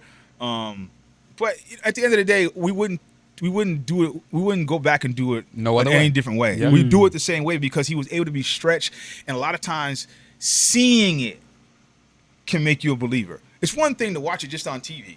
We went to being the in that draft. fucking gym. I took them to 2 weeks after I had a knee replacement, total knee replacement. I took my son to the draft so he could see his boy get picked 11th in the draft, just so he can be in the building. Am I saying he's going to the league? I'm not saying that. But I'm saying he's in that conversation of people that exist in that world. He knows if his grind, if some luck, if he can get with the right people, and he's young enough to still grow and have a high ceiling, who knows where he lands? Everybody's story is not right out of high school. Exactly. Some people take the back door and go to 3 different overseas leagues and end up landing in the league. Yes. Who knows? You motherfuckers play 2K all day. That's the story of the 2K player. Yeah. So, real talk, though. I just keep telling him, just love the game. keep putting your best foot forward, and then have a backup plan because God's going to take it from you at some point anyway. Yes. You know what I'm saying? So just whether it's after college or whether you have a long pro career. It's not lasting forever, for everybody. It's not going to last forever, regardless. It's different. Yes. But the fact that you're in the conversation, you're blessed enough to be able to do it. Enjoy the moment. Live in the moment. Yes. Keep your eyes sighted on the future and what your progress looks like to get you where you're trying to go. And you'll land where you're supposed to land at. You'll land. It's not on you anyway. It's on God. It's not on you, bro. Just keep grinding, keep loving it, respect it, and just appreciate the opportunity. That's 100%. What it comes down to. But parents 100%. Just need to. My biggest thing, and I would go back to part of why he's there. Yes. Parents support your kids. It's a sacrifice. It's a commitment. You know, if your son got an AAU game or he got to travel, don't be in the bar the night before and you're going to make him late for a game or late for practice. And I'm not telling people how to live. But if you want this for your child, be realistic enough to understand the sacrifices that you have to make. My daughter's just still in college doing what she loves to do, and it was a lot of sacrifices to get her to be accepted into the dance program. She got in as a double major. She was a 5.0 GPA student taking ECE and high-level classes. She had 31 college credits coming out of high school because of sacrifice. Me and my wife were splitting ways every weekend. She's going here, I'm going to Boston, going with her. And we meet up at the backside on Sunday night. And have a conversation. And it's years of sacrifice and years of support through the ups, through the downs, through the challenges, through I want to quit, I want to change this. But be honest with your kids. Don't run from the smoke. Just get better. Find out what it really means to get better. Get with people you trust, respect, and you know what they're talking about. Don't just be selfish and think you know it all because you're going to bury your kid trying to do that. Just love on them hard. Push them hard. Hold yourself accountable to being accountable to them. Be good examples. There's nowhere they can't go. And yes, there are some big city young boys that don't have all that just figure it out because they're entrenched and they have a different reason for being great. But we're in a pretty decent situation. I'm not saying everybody's wealthy around here, but I'm saying like we don't got to walk out the house and worry about our life being gone. You don't got to watch your back every block. So we got some good things going for us. We just can't lose sight of the fact that it's going to take hard work. Regardless. It is. The work is real. It's not. Like, and our kids are highlight tape guys, right? Yes, they like highlights, right? Yes, they don't realize what goes on in the dark. They don't. Like they don't see those. They don't see those. My son hasn't been to like a family cookout in years, bro, just because he's putting the work in. I have one more question for you that has to do with that. My fault. And I was thinking about it this whole time. Can you tell the viewers, families, all this, how many days a week do athletes need to be lifting to go to that level? Lifting and also like speed and agility. How many days a week and stuff? There's because really some people think you can go one. Some people think you can go one day a week and it's okay. Good luck. Nah. GG. Well, again. And not that it's not okay. If you're not trying to get to that level, the 1 day a week and you being like that, that's cool. Yeah. But if you're trying to get to that level, 1 day a week is not gonna cut it. But and it's not a magic trick. Like there's a process. It's a process. So, and there's so many YouTubes you can look up of guys who did it. They'll say this is what it looks like to be a D1 athlete or to get to D1, and they'll tell you their process. Yes, you have to get up early in the morning and go running. You do. It should be every day that you're doing it. You need to go running, and you need to couple in distance. And like Tay would do like sprint one pole, jog one light pole, like sprint, jog, sprint, jog. We would do something like that, right? But you need to run every day. Your conditioning is what we all suck when we're tired. I don't care how good you are. Right? So you got to be conditioned. Yes, that's one. You've got to get in the weight room. There are some crafty, small, thin little dudes. And at the pro level, because they make it where you can't touch flares, you can get away with that. Yep. And even if you're a bigger player, like a post player, you can't get away with it. Because they let the bigs bang and let the guards just touchy. Exactly. Now you got to be quick and elusive. But in like high schoolish to college, you got to put some girth on, and they're going to let you play. Yep. So you got to get in the weight room. I'm not saying a 9-year-old, 10-year-old should be in the weight room. That's not what I'm saying. Oh, yeah, no, not at all. It doesn't mean even if you get in the weight room, you got to go bench 300 pounds. You have to start to get muscle on your body, and it can be done with light weights, high reps. But you have to start to sculpt your body to be able to maintain. Your core has to be incredible because that's the center of your mass. Everything. That's everything. But you've got to be running. You've got to be in the weight room. And I would say the weight room at a minimum 3 times a week. And that's full body, right? Like, so if you're going 3 times a week, I would say at least 1 day legs, 2 days would encompass all the other stuff that you have going on. We would work legs more just because that's what carries you around. But good way to put that. Then you have to, I would say, get in. And again, you can look it on your phone. There's either some yoga. ChatGPT is a real thing. ChatGPT is great, right? They'll put together a workout for you. Or you got to do. I'm telling you. Would you like me to? Yeah, sure. Yes. Right. All we got to do is say yes. Just say yes. Yes. That's it. Yes. Okay. Sure. Here's a whole breakdown of how you do it. Right. You have to have some kind of plyometric, right, to work on. explosion, and fast twitch. But in the weight room vicinity, whether it's plyometric, whether it's stretching, whether it's yoga, any of that stuff, and then you got to live in the gym. You got to put up shots. And then you got to work on your back, right? It depends on your player. If you're a guard, you got to work on your back. You got to have it better. You got to work on both hands. You do. More your bad hand than your good hand. Your good hand's just going to get better just off. Just along the fact process that of you being bad in the hands gym. pushing it. Yes. Right? That's going to get better. But you have to work on your bag. And then you got to take honest feedback. Like, find somebody who is going to chew you up. Like, yo, you suck at this, you suck at that. And then, like, own it. You know what I'm saying? But, yeah, so run every day if you can. Right, it's a lot of pounding. Like, if there's different ways to do it, like you can get in the pool and swim. That's the best cardio you can do. All your muscles are being worked, and you like. Tay took on that this year, and he says cardio is better than ever because he's been swimming a lot more. A lot of you guys got community center memberships. Yeah. Go get in that pool. That has all of these things. Got a weight room, got a pool, and a gym. Start from the deep end and work down to the shallow end because halfway is pretty tiring. You get so start. Don't do it the opposite. Don't do it. You get that deep end and you start going down. Yes, yeah. We need you to go home at night. Get into some kind of swim routine if you can swim. Right? Don't jump in if you don't know how to swim yet. Yes. Like, go take some lessons and learn how to swim. Better hold on to the side. I would say the running. I would say the weight room / stretching. Yep. And then get in the game. In the gym, if there's access to a gun, great. If not, get mama, auntie, grandma, grandpa to catch rebounds for you and throw the ball back. Yes. Or chase your own. You're just gonna get a lot less shots. Yep. You're gonna get a lot less shots. But it's also gonna help you stop missing too. If you can, film it so you can see the inconsistencies in how you shoot. Right? Find somebody like me. I'm not the best in-game situational guy. Yep. But I'm a fundamental guy. I can fix your shot. Yep. I can do all that. I'm really good at that. Yes. I got that kind of hand-eye thing going where I know that's what I'm good at. And so, have somebody who can help you with that. But the gym, you got to go as much as you can. Like, some people have it by default because they live in a city where they go to the court and there's 30 guys there. It is what it is. Here, it's hard to find. Better now because what's happening on Saturdays, community right? centers, When you gonna come out on Saturday? I got you. Right? Let them know, right? please. I'm almost 50 years old and I'm in there running around. Hey, all right. Him and Nick be in there, yo. I bet I'm there this Saturday. I'm in there 3 weeks in a row. I'm there this Saturday. I'm there. But you gotta live in the gym, and hopefully you're playing with, one of my guys, the Hickson twins. Josh was like, yo, Saturday's the best ball I play. Because there's older guys in there who play it different. We set screens, we talk, it's not just come down, pass it, and shoot. Like, I get mad at young guys. I'm like, I'm not here just for the cardio. I don't want to run back and forth. I don't. Yes, real shit. Play basketball. Let's move the ball, let's set screens. Yes. And if you're a young guy who's competing and you go into that arena, and I would tell Tay this all the time, if you're going to go in the gym and just screw around and you're not working on specific things, don't go to the gym.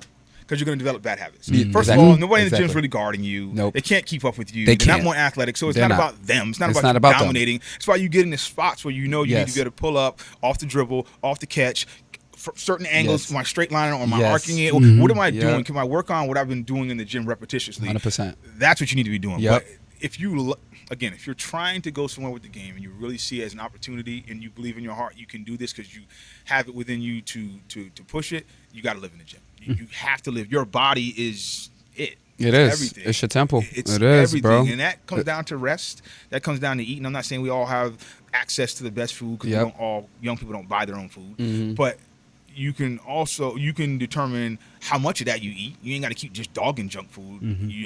Schools give you nutritious food. Make sure you eat at school. I work at the school, so we got breakfast, lunch, and an afternoon snack. It's there. There. So find something good to put in your system. Get off the game at nighttime and get some sleep. If you're up till 2 a.m, you got to be up at 6 for school. That's not good sleep. You're a young person. You need to rest. You need to recharge your batteries, your brain, and your body. And then just the wear and tear piece. Not at younger ages, high school is hard, but you gotta get some treatment. Whether it's ice baths or whether it's what's that place they used to have, the cryo freezing room. That stuff helps. If you got a massage gun, you got to do that stuff because your body's only going to last you. I have a knee replacement because I didn't do that stuff. I just played, and every day I got up and kept pounding. And eventually the joints start losing the strength and other body parts will start taking on the stress. Yes. And you tear something. 100%. You blow something out. Look how many guys are getting Achilles pop. That's crazy. That's not even okay. Real shit though. But the gym time's important. You got to train. If this is what you want to do, you got to train. And the other thing is, I'm good with multi-sport athletes. but it can't be a crossover. If you're in basketball season, you should be playing flag football. If you're in football season, you shouldn't be playing pickup basketball games or going to showcases and stuff like that because you're risking too much. Right, be in that season. It's cool that you can play both, but crossing it over when there's a team that's depending on you right now, over here just for fun, you don't want to risk that either. And sometimes there's always too much. Like I was saying earlier, like 8 games a weekend, 9 games, it's a lot on your body as a kid. It's a lot on your body, and if you're not getting better in that time, you're getting worse. That's real shit. So now, question, because I've done this one time and one time only, but I feel like it was kind of a different scenario and like a little bit more on the line. So I went to 7. So I played one. I went to the thing late. So it was during basketball season. We had ECCs.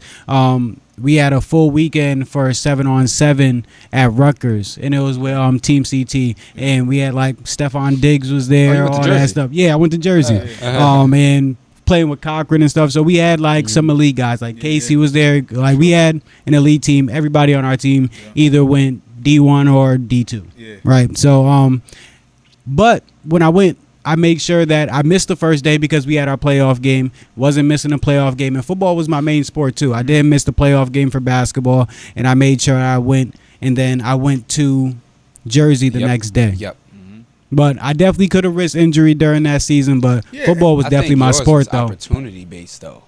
Football was definitely my sport, though. There's certain situations you're like, man, I really gotta. That's a little tough. Playoffs and opportunity. But if it's my man called me up, wants me to come play in this tournament, it's like like Tay has turned down a lot of ball because it's like, bro, that's not really. It's not worth it. It's gonna hurt you because if you can't look around the gym and see a bunch of guys that all have something to lose. Then somebody's willing to come like try to block your shot on a fast break when they just watch you dunk it. That's a fact. Somebody was telling me that like Tay came down and played at the rec center one day and it was like, yo, dudes are trying to block his shot. They were like, dude, you're not gonna block. You're not blocking it, bro. Oh yeah, you hurt him. So I would tell him like don't even go run there. And he was like, he really wanted to go because the boys are all going like, bro, just go stand. And people be talking shit. People be talking shit. He want to go show him like, but listen, but you also have to be able to enjoy your flowers. And it's not cocky. Shit. It's like. I played at this level. I did this already. I can just show up and y'all can come holler at me. What up? And no, I'm not too good for y'all. Yes. But it's like I got too much to risk. I can't get hurt. At the level. Am I really going to risk? This is real life. It really is. I'm sorry, but it's real life. But they're paying bags in college right now. Yo, shit. We didn't even get to know. Shit. They're playing for a bag in college right now. We can have a part 2. We can schedule a part 2 of LP because we definitely need to. So the part 2, I talked to LP about this earlier. We can talk about NIL and prep. Okay. We can talk about NIL and prep. Yeah, real talk. Real talk. Yes. Oh my God. But yeah, that's it, man. I just, parents just kind of support as much as you can. If you're a kid and you're watching this, like the grind's real if you're serious about it. And if you're doing it for fun, have fun doing it. Don't put too much pressure on yourself. But if you see yourself going in a direction where this could become a thing for you and you really think that, hey, this might help thrust me into a better situation, whether it's to get me into the school because I'm academically gifted and I want to be able to showcase that. If this can get me there and not put that stress on my family from a debt standpoint, then great. Because there's some dudes that went to college and like, I'm not even playing no more. I'm not playing ball. I'm good. That's here though. On campus. That's a they fact. Got me here. Now I can maintain. I can get an academic scholarship, or I can do other things. I can network. Yeah, because it's not for everybody. Like sometimes it's just leverage. How many teams are in the league? 30. How many players are on each team? 15. How many kids are playing basketball? Okay. Millions. Right? So numbers. Real, right? It's great to dream, but it's 100%. 100%. It's a hard road, and everybody doesn't get there. That's just honestly that's obvious, but. Real talk. All right, we had a great discussion today. LP, thank you. We're definitely gonna keep you here for the sports for the day because I know you know all about the sports. We're gonna start with WNBA playoffs.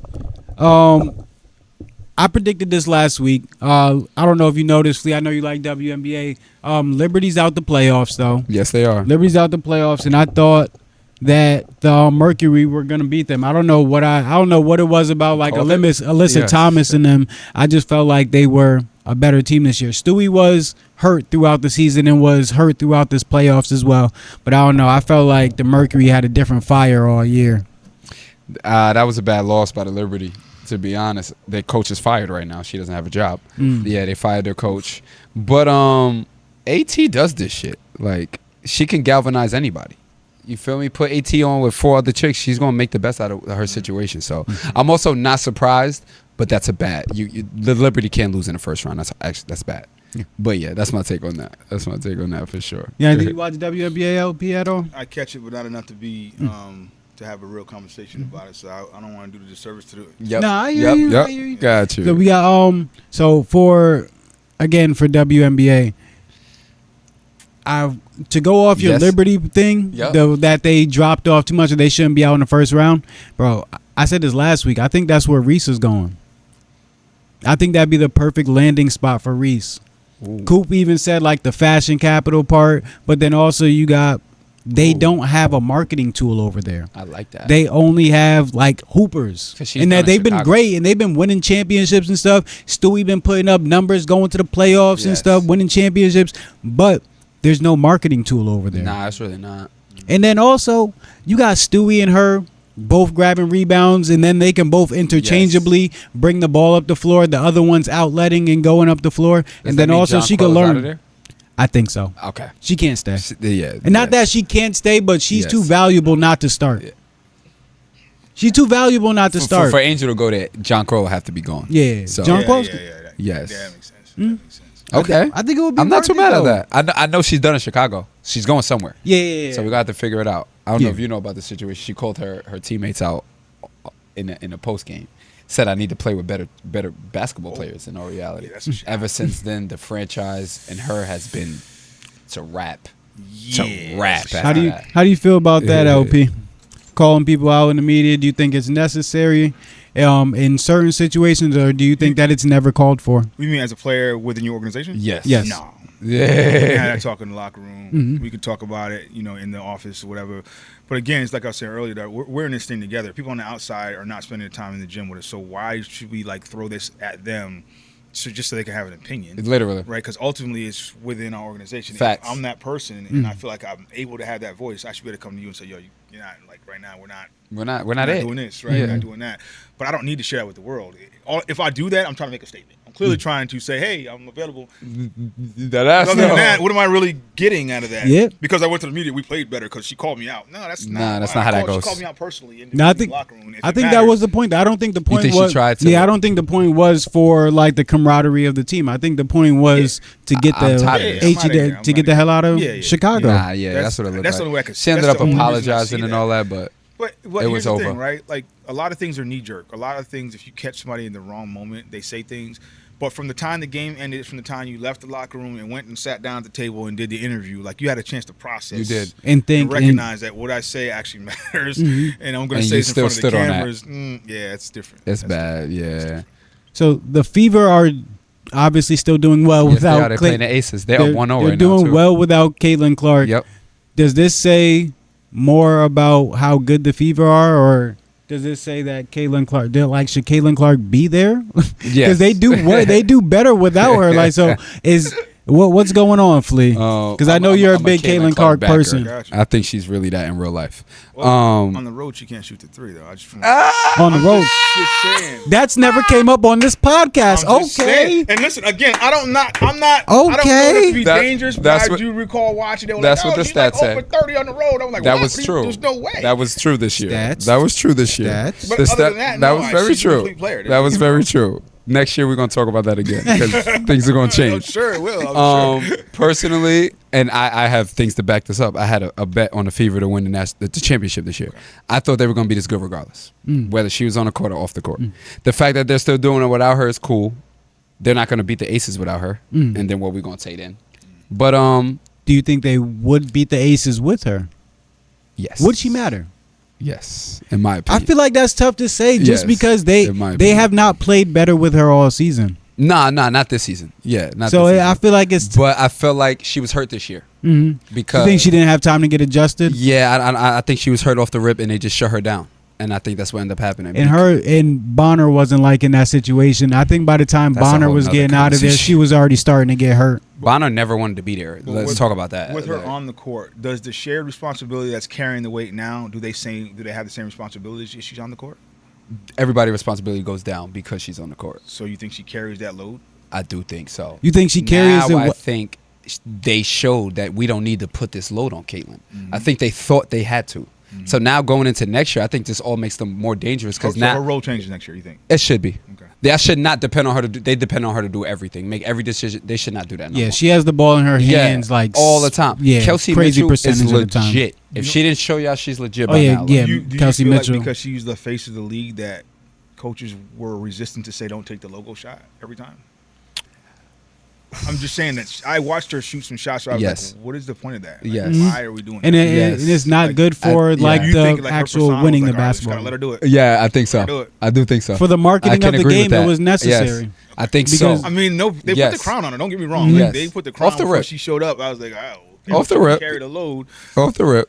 She can carry. She can her threes carry a huge load for the marketing of the WNBA. Those deep threes that and you're that's the talking tough part. It brings so many people to the WNBA because of, just like we talk about all the time, the clickbait and stuff. Yeah. Like you see a girl pulling up from where Steph Curry's pulling up, and that's one of the reasons why the NBA transitioned so much to shooting so many threes, because they saw how profitable it was from Steph Curry doing it. Yeah. So I feel like they're just fans like points too, though, so they like scoring. Yes. Yes. And that's why Yes. you can't touch a player. Give them a chance to shoot it. You know, Literally. So the part B to that question, though, Yes. do you think Angel Reese is as good as she is now without Caitlin Clark in the league?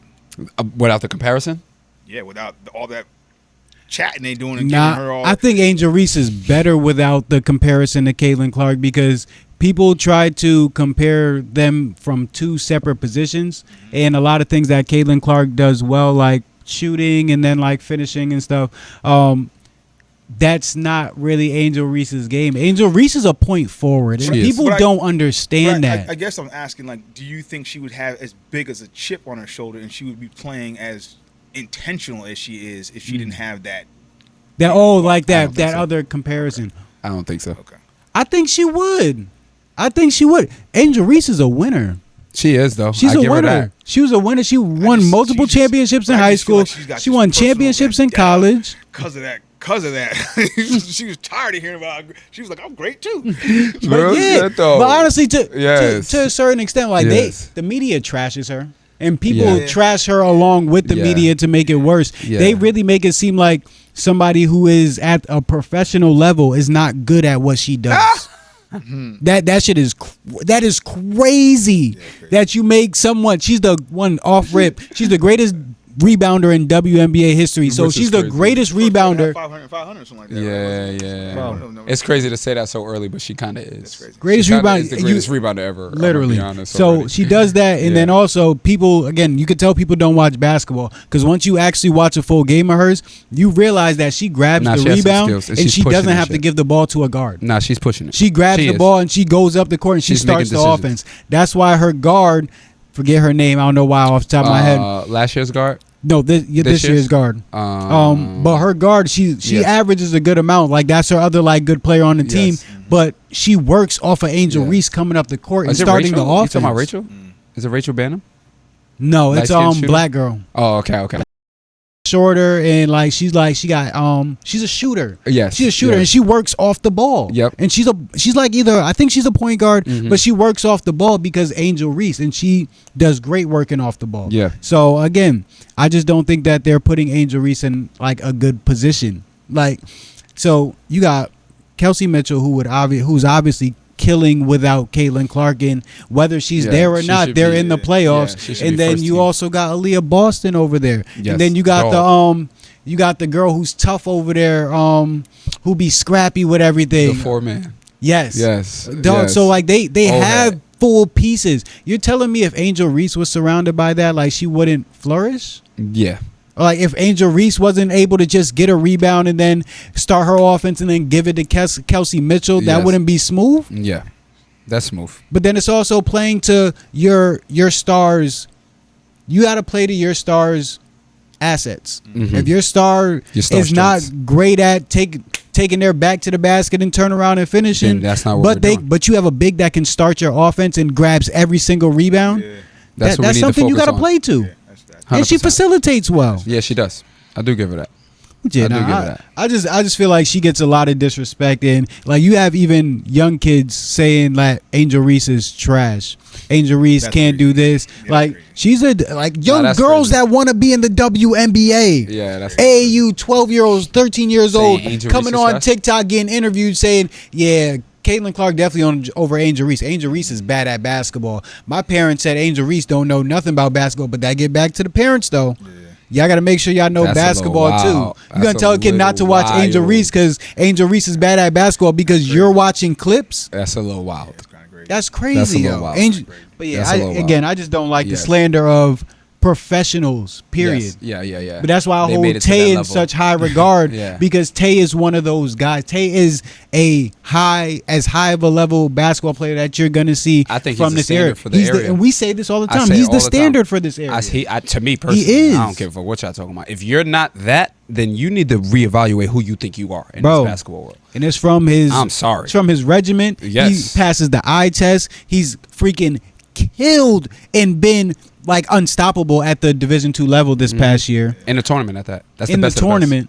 So it don't get much harder than that. Dog. So again, that's why I don't know if you ever watched a D2 basketball game, bro. That's high level hoops. No, very high level. That's high level. I'm not gonna front. Very high level. I underestimated it. I can't even lie, man. I showed up and watched the guard play. Shit. But in true honesty, the bigs, it is a different game. It is a different game, right? You're not seeing 6'11" like dominant players. No. You're seeing 6'8", 6'9". Yes. But the guard play is 100% high level. It's fucking top tier, bro. Oh my so god, high level is crazy. Yes, speed, the athleticism, the shooting, the IQ, like it is high level. So I was definitely not expecting to see that. I thought Tay was just gonna go in there just like he's about to kill everything in here. Yep. Yeah. These dudes is nice, bro. No cap. Real talk. All right, y'all. That was a good one. Next topic for the day. We're going to go into NFL. Did anybody have... Honestly, I'm going to just start. I don't need to know about anybody or anything. This week was just a weird week. This week was a FanDuel week. That's what we're going to call this week. This week was a FanDuel week. I did have a good week, so I feel you on that.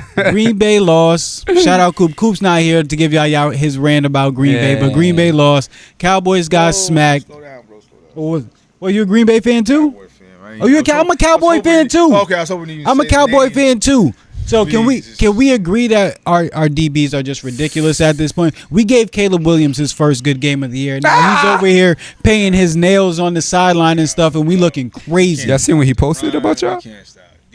Bro, they posted after. Y'all seen what he posted about y'all? Bro, I don't even want to know. After the game? I don't even want to know. CeeDee Lamb said last year they was talking about like the worst teams in the league. And he was like, I'm not about to name, but he was like teams like the he stopped it, and then he ended up saying the Bears. Yeah. And then he took that clipped it, and showed the highlights of the game versus the Cowboys. Bro, he had 3 touchdowns in the first half. He's within his rights. He had 3 touchdowns in the first half. Dexing y'all boys out there. It's horrible. Our DBs have not had a decent game yet. Yeah. And that's what I'm saying, bro. Like we keep letting everything up to everybody. Dudes are running by y'all. Now CD's out for a couple weeks. I didn't know that. Oh, shit. Bro, Diggs comes up to make a day. And this is how you know our DBs are in a shamble. Bro, Diggs is out here getting out of comfort. Diggs is out here playing press man and shit. Diggs is not a press man, not a press man corner. In the phase to save his life. He's getting smoked, bro. He's playing press man and shit, and then now he get off his press man, try to go make a tackle. Again, he's getting out of his comfort zone because they're so bad. He don't even like to tackle usually. He'll usually like run around and make you run into somebody else. He go in, try to make a tackle, head down, ends up hurting himself. As soon as he make the tackle, he running off the field. I can't take one more. Are we looking for more new draft picks this year? And then y'all run up against the Packers. We got a couple because we got rid of our boys. Mm-hmm. So we got that's what I'm saying. Is that what we're looking for? Yes. At this point, we're trying to like tank so we can get some picks. So we can have an actually good team. Because bro, this is bad. Yeah, this is bad. Like our first loss respectable to the Eagles. We should have made it out of there. Should have made it out of there. We played well, but like this past game says a lot. Honestly, the Giants, like the Giants, that's the best kicker in the league would have been lost to the Giants too. Facts. We looked terrible against the Giants. Offense looked good. That ass. Offense looked good against the Giants, but our defense couldn't hold anything. Just like the third game. Yikes. And it's just I don't know what to expect for the next game. You won't be able to see how good the Cowboys are until the game after the next game because you can't measure them up against the Packers. That's if we beat the Packers, that's something else. But after the Packers come off losing, yeah, right. Yeah, yeah, right. Right now, there's too many holes. Yeah, right. I think they were able to adjust our defense after we traded them. They built their whole defense around him. So yes. Now with him gone, I don't think we've adjusted at this point. No, we ain't got no damn same coverages as if he's still on the field. And if you notice, most teams are running to the left side of the field on us. Like we can't stop it. You know, it is what it is. So we're in rough shape, man. Okay. Right now. Flea, how your Vikings doing, bro? Man, we just monkey clapped the Bengals. Oh my gosh, punch spot. So you looking are y'all looking a little bit better than you thought this year? I expected. I thought we were gonna be good. Yeah, I'm not even trying to be funny. I thought we was gonna be good. I think we're at 10-17. We're on our road to being 10-7. I think we're at 10-17, and I think we're gonna get there. Okay. Backup quarterback. I don't care who the fuck plays quarterback for us. Our coach is legit. You would know. Is he legit? This motherfucker's the goods, bro. I'm sorry. You could throw anybody to play quarterback for us. We're going to be fine. Like, we're going to be fine. Carson Wentz, Sam Darnold, J.J. McCarthy, fucking Kirk, whoever, bro. Don't matter. It don't matter, bro. You guys got a good scheme. You guys got a good scheme. We got a good system going receivers, on. Good got a very solid defense. I think did they score? Did the Bengals score? I think they scored. I don't know. I think that's 0 points out there. Did they on them? I think we skunked them boys. Yo, I don't think the motherfuckers scored. Come on, Joe Burrow. Like, he's hurt. Oh, okay, my fault. We got to give them grace then. But I'm pretty sure we skunked them. But I like what I see all in all. From my 48-10. Yeah. Oh, 48-10? Okay, so they scored, yep. What was your favorite game from the weekend? I can tell you it wasn't my game. That wasn't my favorite game. That I like to watch?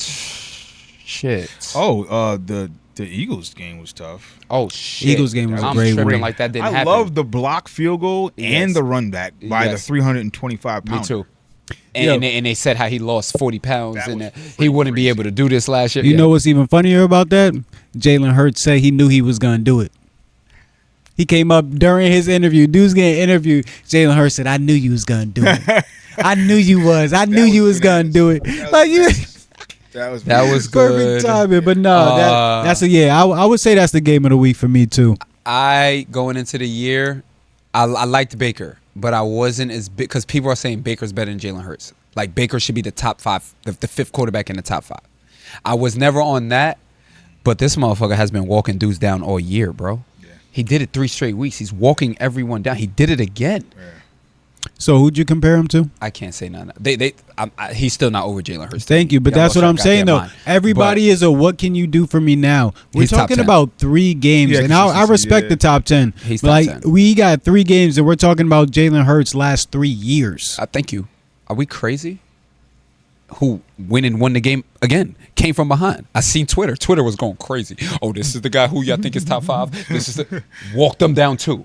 Why? Because they opened up the playbook and let him play football. Oh, can we talk about the AJ Eagles? Brown, Smith.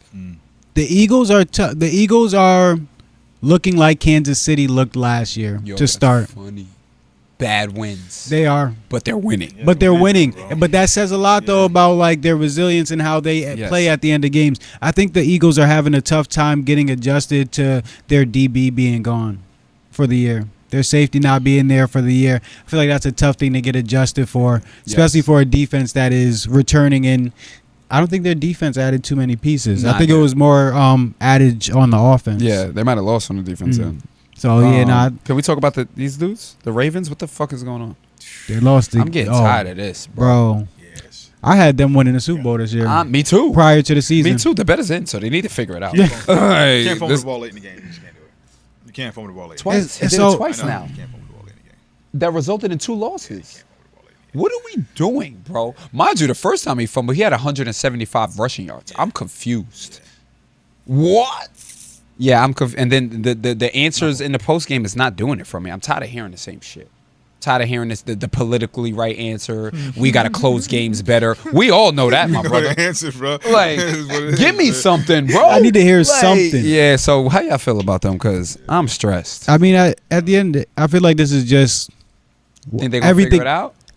I think they'll figure it out to make the playoffs. But, I mean, if this is how the season is going to go, I feel like this is what happens to Lamar usually. It is, and I'm tired of it. It's just like Lamar is ridiculous. Lamar plays well, and he again. So this is the thing, though. I think he's absolutely ridiculous. Lamar gets penalized, so Lamar will go out and play very well, and then make a mistake, like humanly, like you're supposed to. Yes. And then it's just like, well, Lamar's not playing perfect now. He can't get the job and it's done. just like, yo, bro, his QB rating and all that stuff. Everybody want to do analytics, but as soon as you pull that shit up, and then you put up his touchdown to interception ratio, and then say that his interceptions are coming off tip passes and stuff from the receivers dropping the ball and shit. It's just like he has the best QB rating in NFL history. Yeah, but I'm worried about him. He took 8 sacks last night.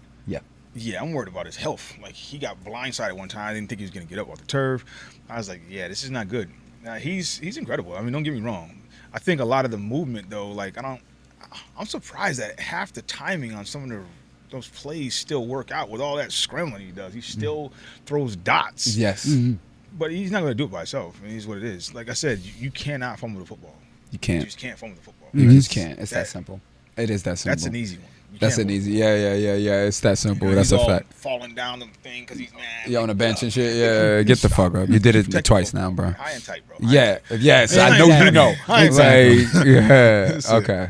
Nah, I feel that. I'm trying to think, and now they got the Chiefs next week, but that's Can I take one moment to shout out like Serenity Lancaster? Yo, on the commit to St. John's. Can I take the shout out to Yo. my boy Doe Retrell Perry, who right now is #1 pass protector in college football, hands down, period, point blank. We just got to shout out to I didn't know that. Yeah, I didn't know that. Yeah, bro. Like, Let's shout talk. out. Before we get to that, because that's Please. I didn't know that. I didn't want to lose that. Yeah, Nah, I'm we sorry. can't lose that. We can't lose Serenity that. committing to St. John's is Crazy. absolutely fucking I knew crazy. that. Oh, That's fire. I knew her ceiling was high. Are That's we fire. serious? Yeah, no, I knew You she was like committed that. to St. John's? Yeah, we're not about to downplay that. That's Yeah, no. absolutely crazy. Yeah, no. Because you know when kids go I ain't gonna say Crazy. it's tough. It's tough to say it's crazy. It's tough to It's say not it's crazy No, though. no, it's not. Yeah, no, I'm not It's saying not that for you're her, saying 'cause that I've it's seen crazy. it. But the Coming from this reality community is- and how far in between it be, I feel that. But yo, I just don't want people to brush her under the she rug. That's is. What? She Listen, is. You know when kids go away to prep, you don't see him for a while. People used to ask me, how's they doing, right? And you don't see him, and then you finally see him, like, oh my God. Like, I hadn't seen her play for a while. What was we at? I was Birdseye, maybe? It was somewhere in Birdseye. And there was games on TV, and her game was on. Her mom was in the bar, so they were able to put the game on. And I was watching her, oh my, bro. Bro, even before she left, she already had hey, bro. she already had an efficient She's mid range, and she had She's great on that. great touch around the rim, and was already able to like stretch long arms and stuff. But it's usually tough for those people that are tall to have good touch around the rim. But her midi, I knew that her midi would expand, Man, and it's her bro, IQ for me, she's bro. starting to get a handle on her now. I saw her in She's open gym with I think CJ, that- bro. I think the other thing is, like, when she was here, like, I used to get on all the time and say, you play lazy. Because she could get away with it and still have a double-double. Yep, like, without the nothing. motor, yep. I said, you play lazy. You're, like, late to the spot. You're, like, Yes. jogging out of court. Yes. And in my mind, I was like, if she goes somewhere where they actually, like, stretch Make her have a and motor. push her in her motor, she's unstoppable. Like, Yo, she's that. I'm excited for her. You know, I she can't wait really to see is. her I go really for think out she's there. that for real. But just Her being in a Division I Yes. program and having Yes. like the everything that comes along with it, from the nutrition to the workouts and all Yep. that stuff, the And she's not scientists one of there. those- we're not happy that you just committed to St. John's. We all believe, and I'm speaking for everybody. I know she gonna play. We think you She can play. have a career. Yo, no, she could play. You're gonna. She be could play at St. busy. John's. Like, Yeah. Scouts is gonna have to come see you, see if you could come play in the WNBA. Like, Yeah. that's where we're on with you. Yeah, no, definitely. You get what I'm saying? Like, Definitely. She's on that. Definitely. And honestly, She's yeah, on that. She's very polished and she works very hard on her game. Bro. And she's just, again, like Tay and like the people that we talk about, she is a gym rat. Yeah. She'll be in open gym with the boys. She'll be Yes. in open gym with the girls. Yes. She'll go. I seen her open gyms with boys more than girls. Yo, she came to the community center and played open gym with us for one of our runs on Saturday. I was there. And then after so she came the week you was there? Yep. So she came, that's So she another multiple week. times then. Yeah. But Okay. after, she's there playing Savon 1-on-1. Everybody talks about girls don't play one-on-one and stuff, but this is why she can score. Like this is why she can do everything and plays at her own pace and stuff. But she's a gym rat. And a lot of that is just really, again, it's about going somewhere you can be stretched. Like sometimes we get in our comfort zone and we're so limited because we do just enough. And I would see that with Tay from time to time. I was like, when you play with people that are like not quite as good as you, like you lower your game down. Like instead of going out and hit 50. You go out and hit 18. I'm like, dude, like you're not even in the same gym. Why are you like playing like this? But some people you have to. It's human nature. It is. But for him, it was a switch. Like I seen the switch last year. It was kind of like it was. I'm talking about last year and just last year. I seen the switch from like I'm a team player and he's still a team player to now like it's my team. You know what I'm saying? You get what I'm saying? And it was just a click, and not selfish play, but just his mindset of how he approaches the game. He just realizes what's going on. Different. He just realizes that I'm better than his dudes. Impact on. Well, I always steal that from Kobe. Like I'm better than dudes, bro. Kobe would say, like I'm taking the last shot. I'm taking it because I saw how much time you spent in the gym. Facts. Fuck am I passing it to you for? It over me. Are you crazy? I put the time in. I put the time in. So if you put the time in, give yourself the credit. If the coach trusts you, then don't leave it to somebody else. Take that shit and run. You know what I'm saying? And I think for her, like she was able to go somewhere where they could stretch her game out, and she just blossomed. And I'm just thrilled to see what she's gonna do. You know, I'm excited, bro. Back to Doe. Like, he was who's Doe? What's his name? So Retrell Perry. Retrell Perry. He played for who is this? He played for me at the high school. Yep. And he after the COVID year was over, it was supposed to be his senior year. And he ended up going to I think Trinity. Paul. He went prep. Okay. Because I ain't gonna lie, he outgrew the area. He was 6'4", 6'5", 330. He was already on his way, bro. Yeah, for real? We knew it. Word? We were hoping he came back. We were like, and they were like, yeah, Doe's not coming back. It was first day of practice too. We were like, I already kind of figured it. Yeah. And I was like, yeah, he's out of here. Oh shit, I didn't know this. Okay, talk to me. Then he went to Central Connecticut. All right. Right, and I think he might have had a red shirt year or a year he didn't play. Because when we would go up for camp, we would take the high school team when we would go to camp. Yes. And he'd be there. He'd work with our group. He'd be like, yo, coach, what up? Come and work with our group. All right. And I said, just keep grinding, keep doing your thing. You're on your way. But then I remember last year when he hit the portal. And it was like, he's like top 10 lineman in the whole portal. And I was like, what? Then it was like, he's top 20 player in the portal. I was like, what? I was like, yo, hold up. Are you serious? Out of Central? Yeah, his feet. Yeah, his feet, though. I think he runs like a 4.7, 40. Oh, that makes a lot of sense. Like that, bro. Like he's I think he's 317 now. Damn. But I watched them last week. They played against Wisconsin. Smacked Wisconsin, too. Smacked Wisconsin. They're right now, they're top 20 now in the country. Where he at right now? Maryland. He transferred from Central to Maryland. Smacked Wisconsin. Yeah, they did. He's starting left tackle. So that position, you're protecting a right-handed quarterback. That's an important position because it's blind side. Like, he's in a great spot. They already said, like, as long as God willing he stays healthy, he's out of there. Like, I'm talking about, like, first round out of there. What? First round out of there, bro. You kidding me? Oh, he's the number one pass protector in all of college football right now. Through 3 weeks. He might come to us. Through 3 weeks. He might come to us. Oh, by the way, he's only a junior. If he comes, hey, shout out to my mans. That's OD. Yeah, that's real. Shout out to Bob. That's OD. We got first round picks for the next 2 years. Yeah, legit. Who else? No, I'm just saying the Cowboys. We got first round picks for the next 2 years. Another person? I'm like, goddamn. Oh no. Okay, all right. But nah. That's big, nothing man. to sneeze at, bro. That's huge. Man. A lot of people try to steal credit away from local kids that end up leaving. You're still a New London kid. Nah, you're from and I don't like. For me, again, you go on social media. I'm Facebook nosy. I'm a Facebook guy. 'Cause I'm older, right? I'm not really Instagram. Facebook, right? But I'm Facebook nosy, so I just look through everybody else's business, right? Yes. My posts, if you go through there, 95% of them are just about my kids. Yes. Well, Tay and all your kids. That's pretty much it. You know what I'm saying? Or my wife, when we celebrating our anniversary, we celebrated our 20th anniversary. Shout out to my baby. Congratulations, for real. So that's all I post about. So, like, to be able to give him his shine, you know, is important. And I think, like, in this case, like, they think, you know, he left, so he's not in London. Like, Tay been here since he was in kindergarten. Like, he's a New London kid. Bro, even A.J. Dillon still knows and says all the time that he's a New London kid, bro. Like, it's... Kidding me? I work with and that's funny because the people that they say is not... They usually say it, and they'll say that they are. The human is gonna say they're New London. Yeah, I can't. Like I was AJ's. Well, he ain't do 4 years at New London. Yeah, that's nuts. Like, can't forget shit like that. That happened, bro. I don't care. But you know what? I want to commend you and their you and Charles and your parents and their set of parents, because you guys have something for athletes, and it's a common thing. It's the film. You guys both watch film with your athletes, and it helps so much. It makes like such of a quicker science and process and the growth. It makes you grow so much faster. It forces you to take ownership, because if the camera doesn't lie, you know what I'm saying?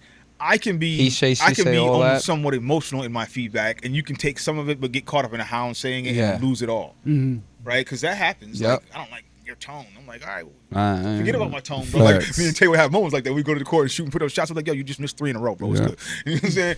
I'm saying, what you want me to do? And then the next thing you know, he's worried about how I'm saying it versus the fact that you need to miss 3 in a row. You need to make an adjustment, bro, because you should not be shooting an air ball or missing 3 shots in a row. It is what it is. So then the film tells the truth. You know what I'm saying? It's like, here, what do you see, bro?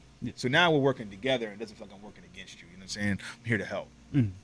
That makes sense. Yeah, we definitely got into the film, and that was a big piece of it. Even to this day, I'm like, yo, I know it's not the season yet, but I need you to send me your huddle clips. I need to see huddle. So I sent the video last week, guys. It's a great move, but you got to watch your step on that. You didn't gather, it's travel. Like, high level refs are going to call that, bro. I was a ref, so I'm going to be like, I would have called that. Yeah. Nice, it's a nice finish, but it's travel. Yeah. You laughed, you're right. You was. Don't send me that clip. I don't need to see that clip.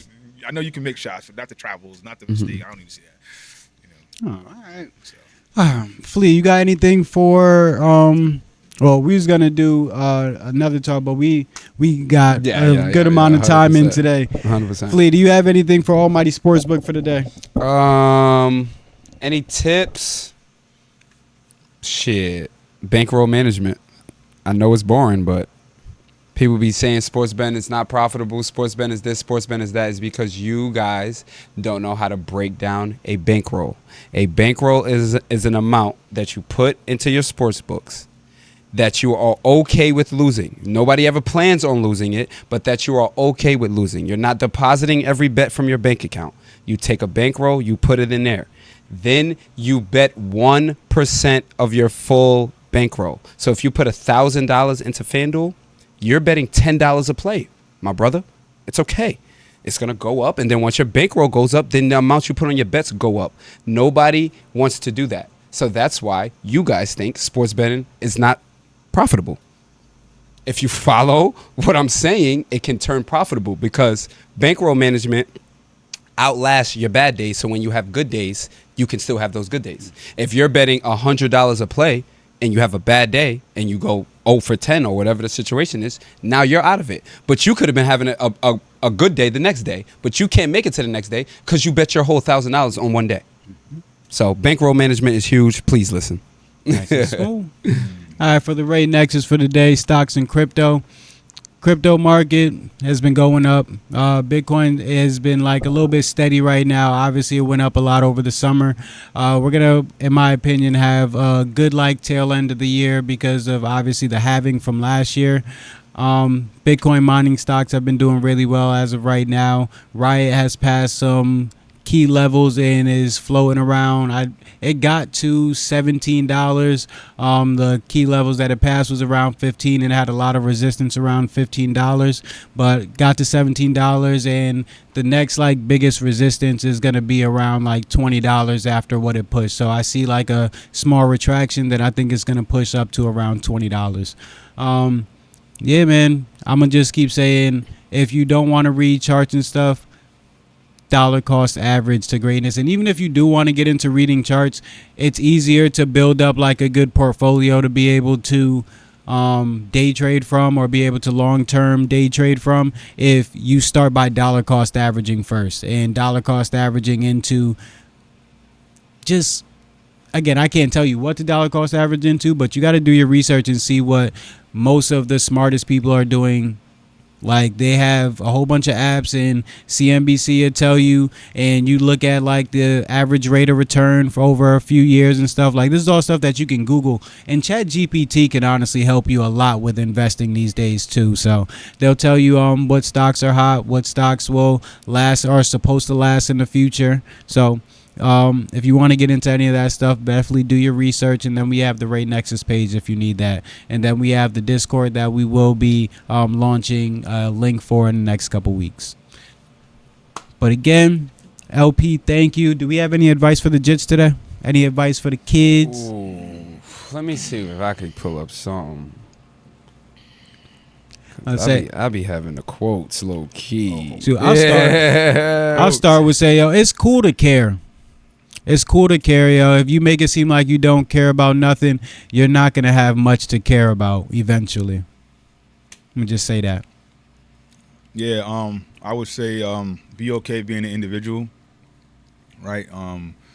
If you're following somebody else, you already know what is happening. But if you go into your creative mind and bring your best self to the table, you never know the impact you can have on others, and you actually have something to offer. So be okay being an individual and just creating your own path.